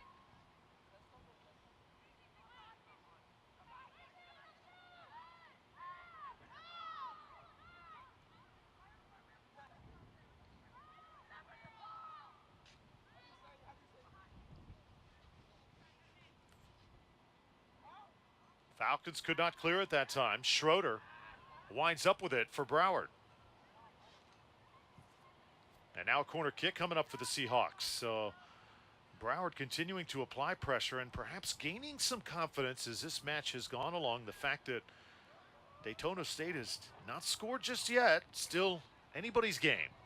And, you know, it's just a few mental errors that we've made. You know, instead of heading the ball forward, heading it back, and, you know, basically turning the ball over.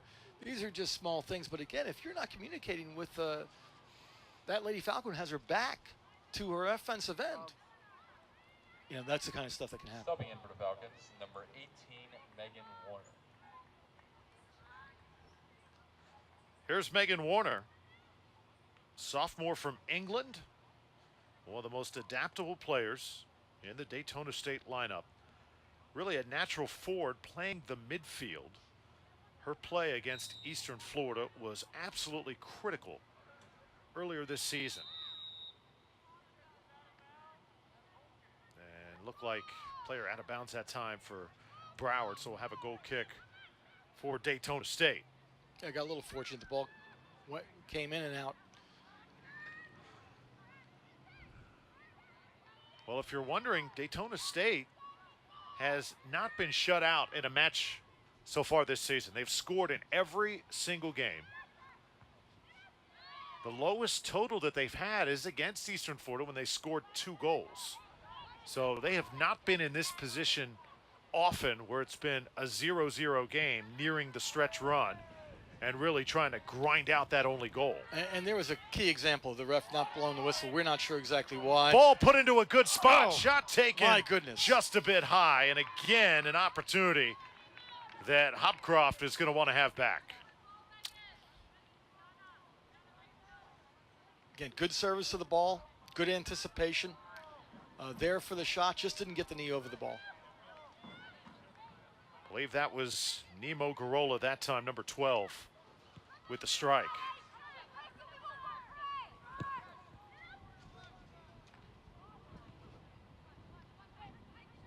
Falcons still with plenty of time, still got just under 25 minutes left in regulation, so plenty of time to muster something here.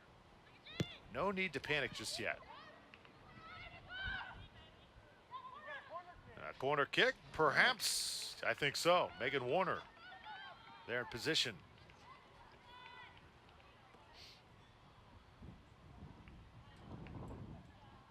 So the chances starting to pile up for Daytona State. See if Hopcroft can put this one in a good spot. Look at that flag.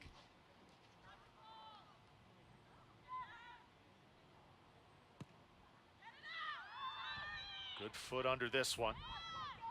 Here's Beck. Beck trying to get it inside there, but Maxiner able to pick it up with ease. A nice idea. Certainly a nice idea, just to get enough pace on it.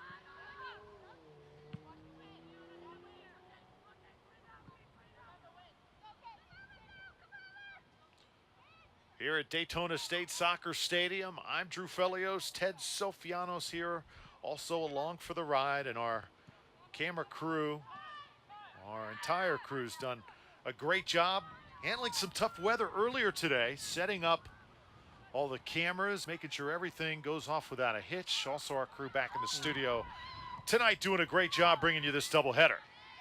Yeah, kudos to all that have set it up so well. Looks like it's a resulting corner right there, but I tell you, those goalie cams from the nets. Oh, special. What a great angle. Loving it. Great job, guys. Great job to all the technicians and the producers and directors out there. And I hope we get some more chances to make those goalie cams work if we can get a few goals here in the final 20 plus. So approaching now the 70th minute, and another corner kick for the Falcons. Hopcroft gives it a blast. This is a shot right there on the line, saved at the very last moment. You know, from this angle, I didn't realize that was a great attempt and very fortuitous for the defender to be holding the line. Sure. That had goal written all over it.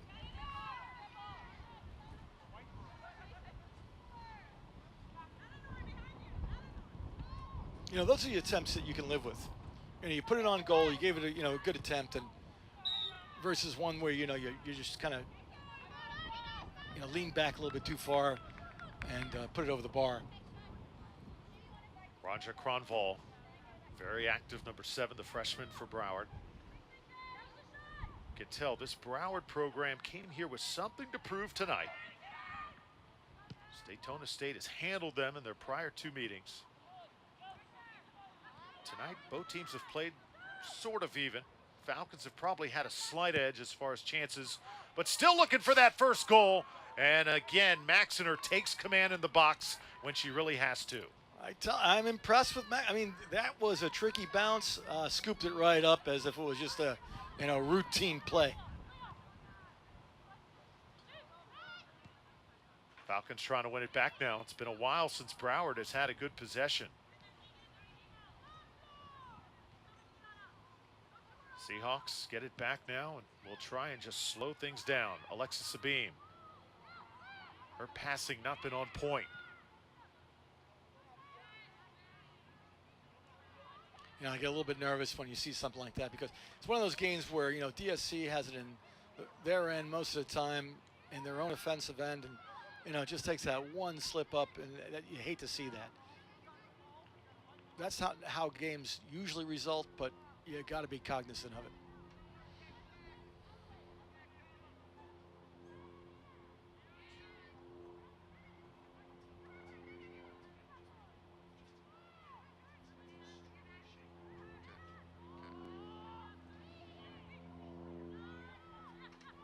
Hopcroft now trying to head the Broward way. This pass going to get through, but again, Maxiner takes command, and she may have taken a knee to the chops. Tried to get to it before Warner did, and I think she met her knee. That is a tough customer right there. Yeah. But notice the timing. I mean, she came flying out. She sits back on that line just for half a second. DSC, again, another great opportunity. Ref's just checking her out, making sure she's okay.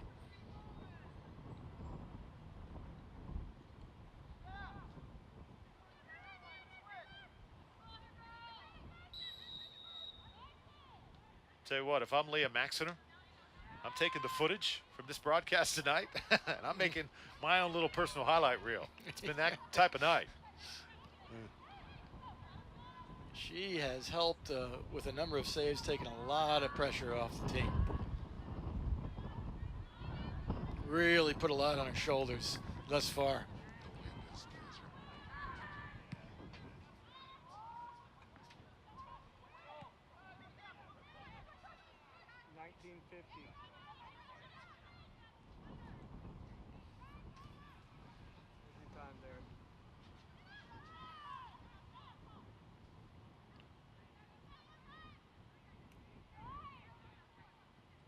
Brittney Green handling for Daytona State.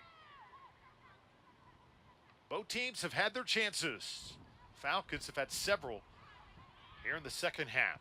Francois sends it to Schroeder. Nice trap. Good skill there. Naomi Garola has really left it all on the field here tonight. That time, put it up in the air. Came right down into the hands of Maxiner.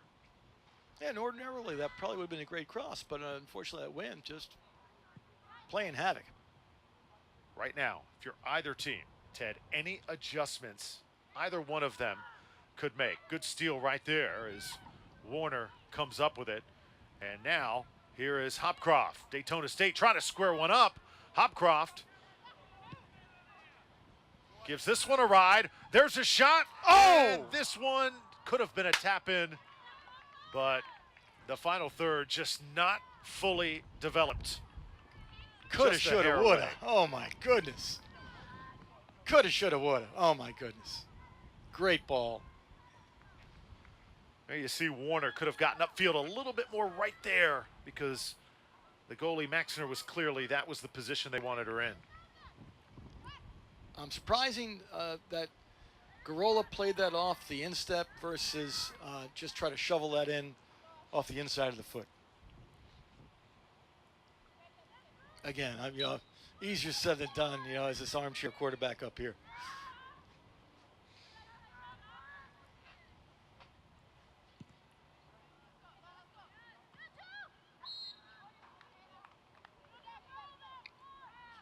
and you said what adjustments, you asked a question a little while ago. The one that you don't want to get caught up in is trying to put too much pressure and then you get caught flat-footed.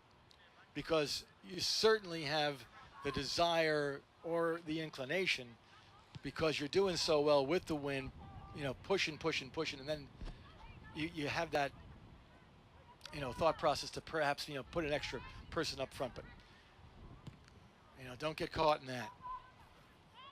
I think Coach Jones is playing just the way it should be. Let it bubble up. Let that goal bubble up organically. Erickson couldn't control for Broward. Man, you are right, Ted. The wind playing obviously a huge factor in this match. Daytona State has been to their benefit here in the second half as now they try and run. Garola on the far side trying to get a cross in. And a deflection. Let's see, another corner kick going to come up for the Falcons. Yeah, gorgeous, dangerous ball. Garola is really trying to apply that pressure. Had somebody near side, but the defender got to it first. Fine. We'll take the corner. Cheyenne Beck, 24, trying to exert her will, and right there, Garola doing the same. Time becoming of the essence here. Hopcroft with another corner. This ball's got some carry. Gets caught in the wind. The shot, one-timer taken by Brittney Green. Incredible strike. I mean, very difficult to take that out of the air the way she did, but she got a lot of mustard on that one. Great strike.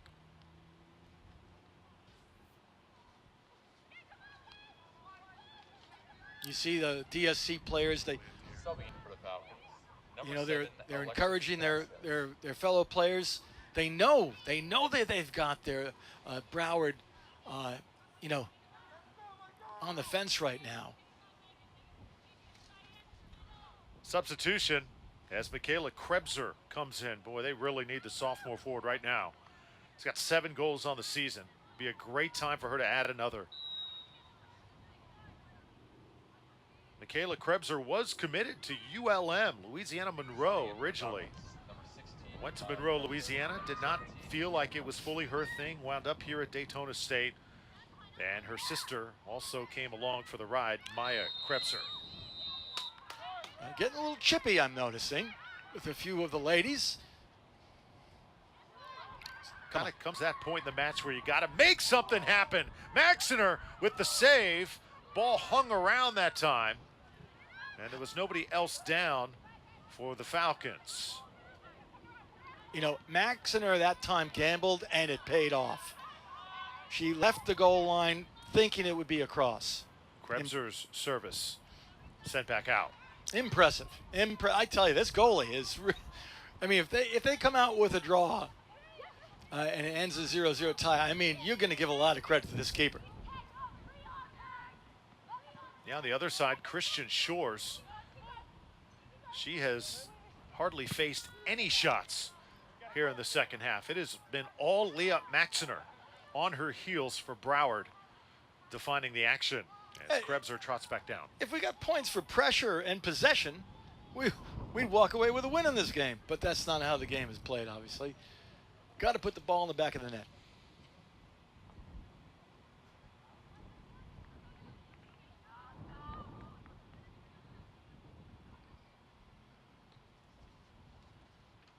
And right now, I think they know it. They are going to purposely, and it's smart to do so, unfortunately, for us, they're going to slow down play. They know the wind's against them. They know the pressure's on them. They know they got their back to the wall. And I think that's a good strategy by the coach. Much as I hate to compliment the opposite side. Again, this is a position that Daytona State has not seen themselves in all season long. As far as Broward is concerned, they did have a match where they only scored 1 goal through 2 overtimes as well with Florida National. Scored 2 goals against St. Louis Community College back on September 1st. And they scored 1 against Eastern Florida back on September 28th. But that loss to Eastern Florida, a 3-1 loss at the end of September. Even though it was a loss, I think one of those moral victories gave Broward some confidence. And they've carried that into this match with the Falcons. Krebser. Ball's loose and tapped in for the goal. I lost it, Drew. Kayla Armstrong finally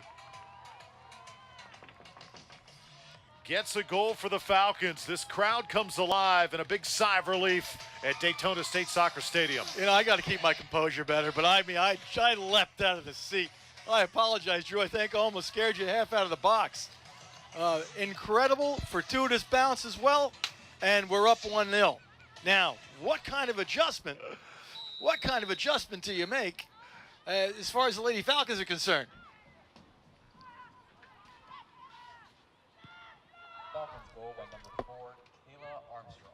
So Kayla Armstrong off the rebound makes it happen for Daytona State. And now the Falcons can play for the win. Keep in mind, about 12 and 20 seconds left to go. So 12 and change still on the clock. But now the Falcons can kind of sit back and let Broward kind of come to them. You're exactly right, Drew. They are going to try to, I don't want to say sit back, but they are going to try to bring some folks back and play defense a little bit more. The good news is, again, I mean, you take a clear out of the 18-yard box, that ball's going to go flying a good 30, 40 yards. You get a good boot on it. One more look. See if we can try and take one more look at the goal. What a sequence. Keep an eye on Armstrong. Right there. You know, there was one of those where the goalie did a great job to push it away, but this time we had somebody there covering. You know, it's amazing, too. After that goal, you didn't see a lot of elation from the Falcons. They were just so relieved that finally they were able to make it happen. Here comes Broward right back. The ball is loose. The Falcons scrambling, able to keep it out of their own goal. Wow. And that was all because of just a bad trap. They've got to keep their composure. You have a player offsides there, obviously trying to get back on now. Falcons cannot afford to rest here. Just under 11 minutes now on the clock.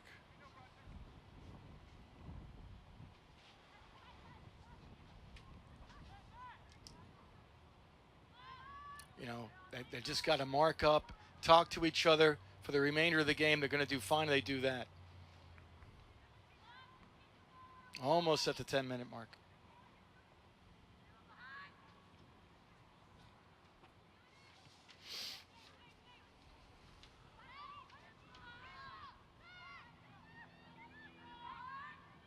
Kayla Thorne.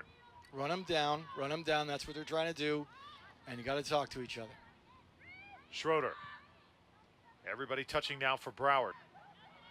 This is Angelica Didon. Service a little bit low. And the blast taken way too high by Broward. And you can assure now Christian Shores will maybe take a little bit of extra time setting this ball up. Yeah, there's a little bit of nerves here. Understandable, you know, at that. But at the same time, come on, play with confidence. Keep up your game. And you're certainly settling in the back. But run down those balls. Try to win the 50-50s.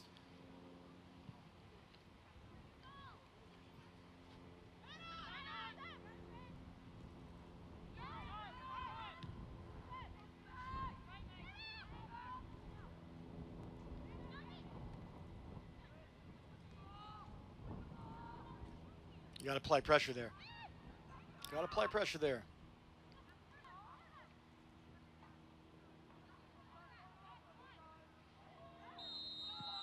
And a player goes down for Broward, favoring the ankle. You know, maybe I'm partial, but, you know, as a 50-50 ball, he might have called that only because the bottom of the boot came up.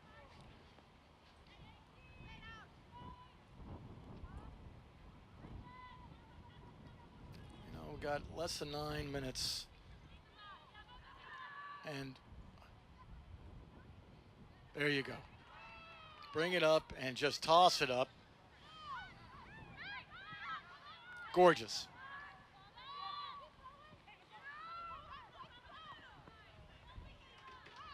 So you sink one in now, I mean, that takes the wind out of the sails.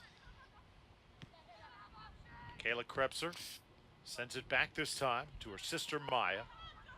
16 and 17, such a huge part of this Daytona State lineup. Lone goal tonight to Kayla Armstrong, sophomore midfielder Kayla, usually known for her assists. She's got 7 assists this season, but able to stick the rebound back in to put the Falcons on the board, and the clock continues to tick. 8 minutes and change. Here comes Heather Nolte once again for the home team. You know, you saw it building and building, building and building. You know, obviously the foam, coming to the top. It was going to bubble over eventually. Thank goodness it did. Now we just got to keep our heads, play smart defense, and again, communication. Don't let there be a gap in that. Talk to your fellow players.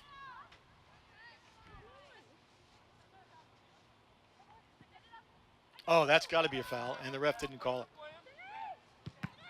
Attacking now, Hopcroft gave it a blast. Hopcroft continues to go after it. Look at her work through traffic. That's a great effort, though. That was a great effort, certainly. And there's another 50-50 ball, one in the middle of the field. Oh, yeah, you got to call that, ref. Thank you. You didn't call the last one, so good that you had your eyes open on that one. Emma Lysel, the guilty party. And the ball will be spotted down right outside the 18. And let me just say one more thing. You cannot grab an opposing player's shirt. That is a yellow. Ref, we have to talk after the game. I'm going to take him out for a beverage, and I'm going to just have to remind him of some of these rules. The wall formed by the Seahawks. Trying to keep this a 1-0 deficit and have a chance in the final minutes. Oh, great strike. That certainly was. Tell you what, I really like what Megan Warner has done in her time in the game for Daytona State. I could see why she's such a valuable asset to this team. Yeah, exactly. You got, even though they don't have the C on their arm for captain, you have some true leaders out there. That's what Coach Jones told me. She has several leaders on this team, even though they don't all have a C. Okay, guys.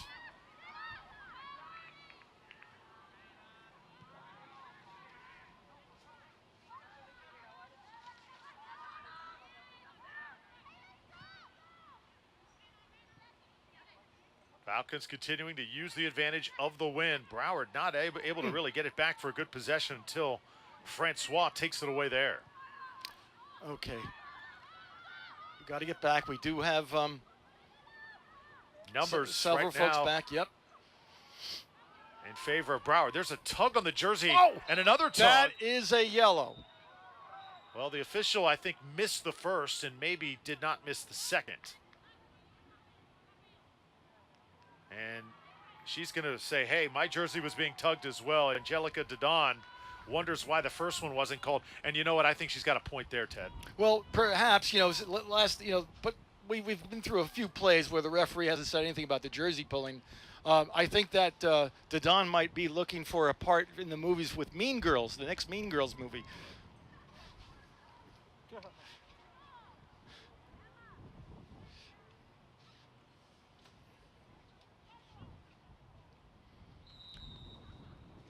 Hopefully there's not a lot of injury time left as we're counting on down here.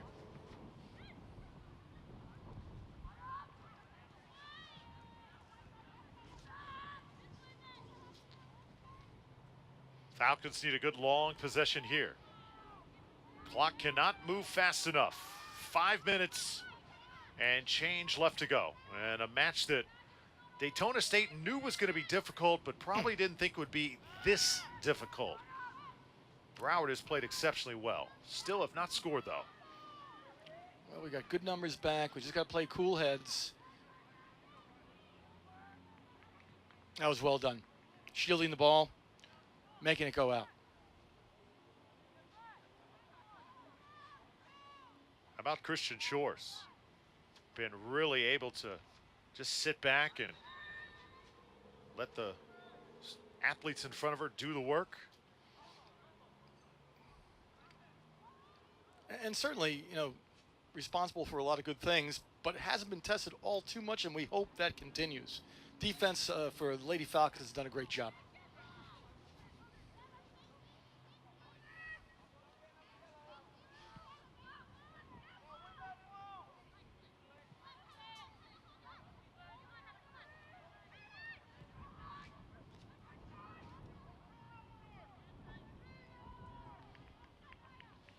And And that will be DSC ball. Great shot. Minutes counting down here. Inside of 4 minutes now. Great play. One goal by Kayla Armstrong in the 78th minute, the difference in this one. It's been a hard-fought match, and there's another grab that is going to be called. That'll be yellow. Seen a lot of grabbing over the past 10 minutes. Yeah. But it might have been a good foul. She knew she was beat. The opposing player had a lot of room in front of her. I mean, I don't like to see that, but it might have been good tactically for the team.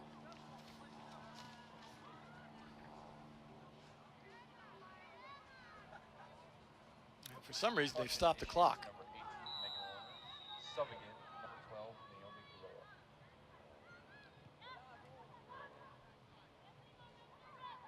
Seahawks trying to get one in range here. Falcons retreating. Luckily that time, it just looks like they can't really get a handle on it. Everybody went by that one, and thank goodness. Ball doing some funny things here late. That's when it gets really dangerous if you're trying to preserve a 1-0 lead. OB, fortuitous for the DSC Lady Falcons.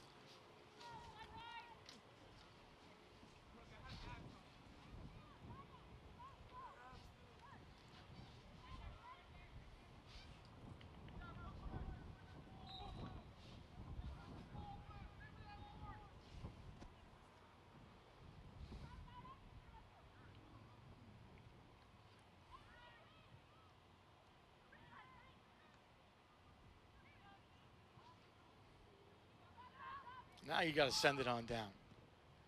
And that should be a DSC ball.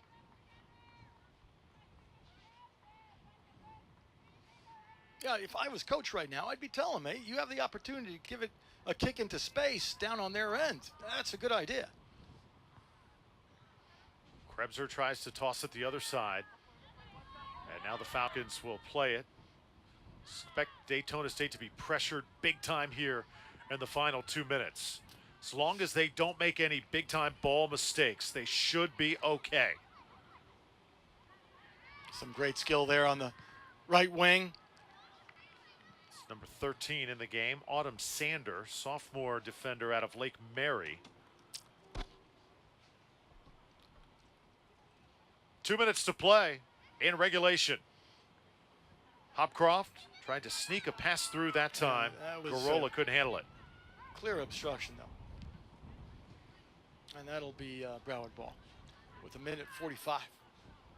How you feeling over there, Drew? It's kind of exciting toward the end here. Very nerve-wracking from the start.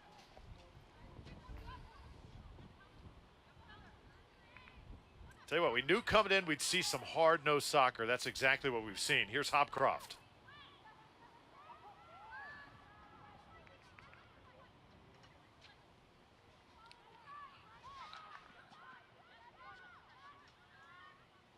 Okay.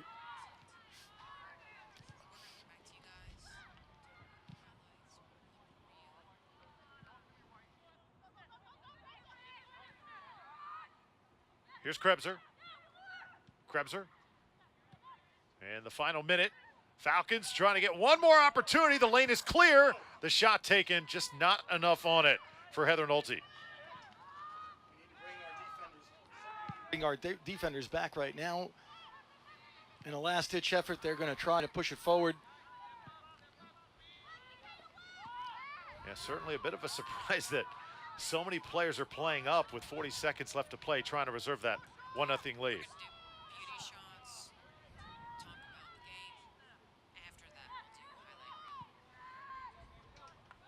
Kayla Armstrong sends it downfield, nobody home. Excellent, though. I mean, exactly what you want to do. Play the ball in the space. It's actually staying in. Perfect ball. As you know, as a time delay, that's just a great job. 10, 9, 8. Final 7, seconds 6, of what has been a hard-fought match here at Daytona State Soccer Stadium. 0. And that is going to do it. Daytona State, the Falcons get a late goal from Kayla Armstrong, And it is barely enough to take care of the Broward Seahawks. Well, this was the hardest earned match that I think the Falcons have had all season long. Christian Shorts battled in the first half, not very busy in the second half, but boy, her team did everything they could to finally get one through. And by Leah Maxner, what a match she played for Broward. And eventually Kayla Armstrong was able to do that, Ted. No, exactly. And I think if you're going to give an MVP out to an opposing team, I mean, certainly it was the keep from the other end. You know, great sportsmanship shown right now after a little bit of shirt tugging. Good to see that. What I'm truly impressed about was that it was a little bit messy, as you probably remember in the first half, and to see them evolve in the second half and come out with the wins after they were pushing and pushing and building. Certainly an exciting match, and great to come out on this one on the other end. You know, we talk about the Eastern Florida rivalry so much. I think we got a rivalry here that's going to continue to get better and better. Broward up to the task tonight, but Daytona State takes care of business when they have to. Haley Howard, 23 right there. Also Casey Pittman, 24. Also Cheyenne Beck playing hard from start to finish. Sinead Hopcroft as well. And Lizzie Madrill had some good opportunities in the first half for the Falcons. So it's the 8th win of the season for Daytona State. Let's take a look at the action over the past few hours and how this thing happened. I mean, it was just one of those matches that you knew nothing was going to come easy tonight. The wind was blowing furiously here at the stadium, and Leah Maxner for Broward was like a wall in the net. Oh, she was. Cement. Even took that hit pretty well, and here was a great opportunity by Guerrillo. Time after time, the offense for Daytona State denied. Here's Krebser trying to get one there, and that is when the goal happened. Kayla Armstrong in the perfect spot. Off a deflection, Armstrong there to do the rest, and just relief coming from Daytona State, knowing that, man, we have just put in a full 77 minutes to get that goal. And there, the best chance for Broward in the second half. Falcons able to keep it out of the net, and it's a hard-fought 1-0 win. You need these games, don't you? Oh, yeah. To make you better. Confidence builder, makes you, it doesn't hurt you, just makes you stronger. But honestly, after our goal, and we almost let one back in, but thank goodness our keep was there, Shores was there to take care of the business. So Daytona State gets a huge win at home, 1-0 tonight over Broward College, as they'll take on Monroe College 3 days from now on Saturday at 6 p.m. And that game will take place in Melbourne. Official ribbon cutting, a reminder, October 10th. That's on Tuesday, 5:30. This new soccer stadium here at Daytona State will be honored. Cannot wait for that, as the men will be in action taking on Eastern Florida on that night. Yes, indeed. And we have an excellent game coming up, I believe, in the next several days. October, I wrote it down, yes, October 13, I believe. And we're going to be playing Eastern Florida. That's going to be a conference game for the men. We also have some upcoming events that we can certainly let you know about. On October 10, we also have Daytona State invites the public to join in the celebration of the school's new soccer stadium. Good ribbon cutting, and Drew has already mentioned that. So we thank you so much for joining us. It has been a fun day of soccer here at Daytona State College. The men get a victory, and the women get a victory as well. Ladies improve to 8-0 tonight. For our fabulous crew here at Daytona State College, alongside Ted Sofianos, I'm Drew Felios saying so long from Daytona State College. Good night.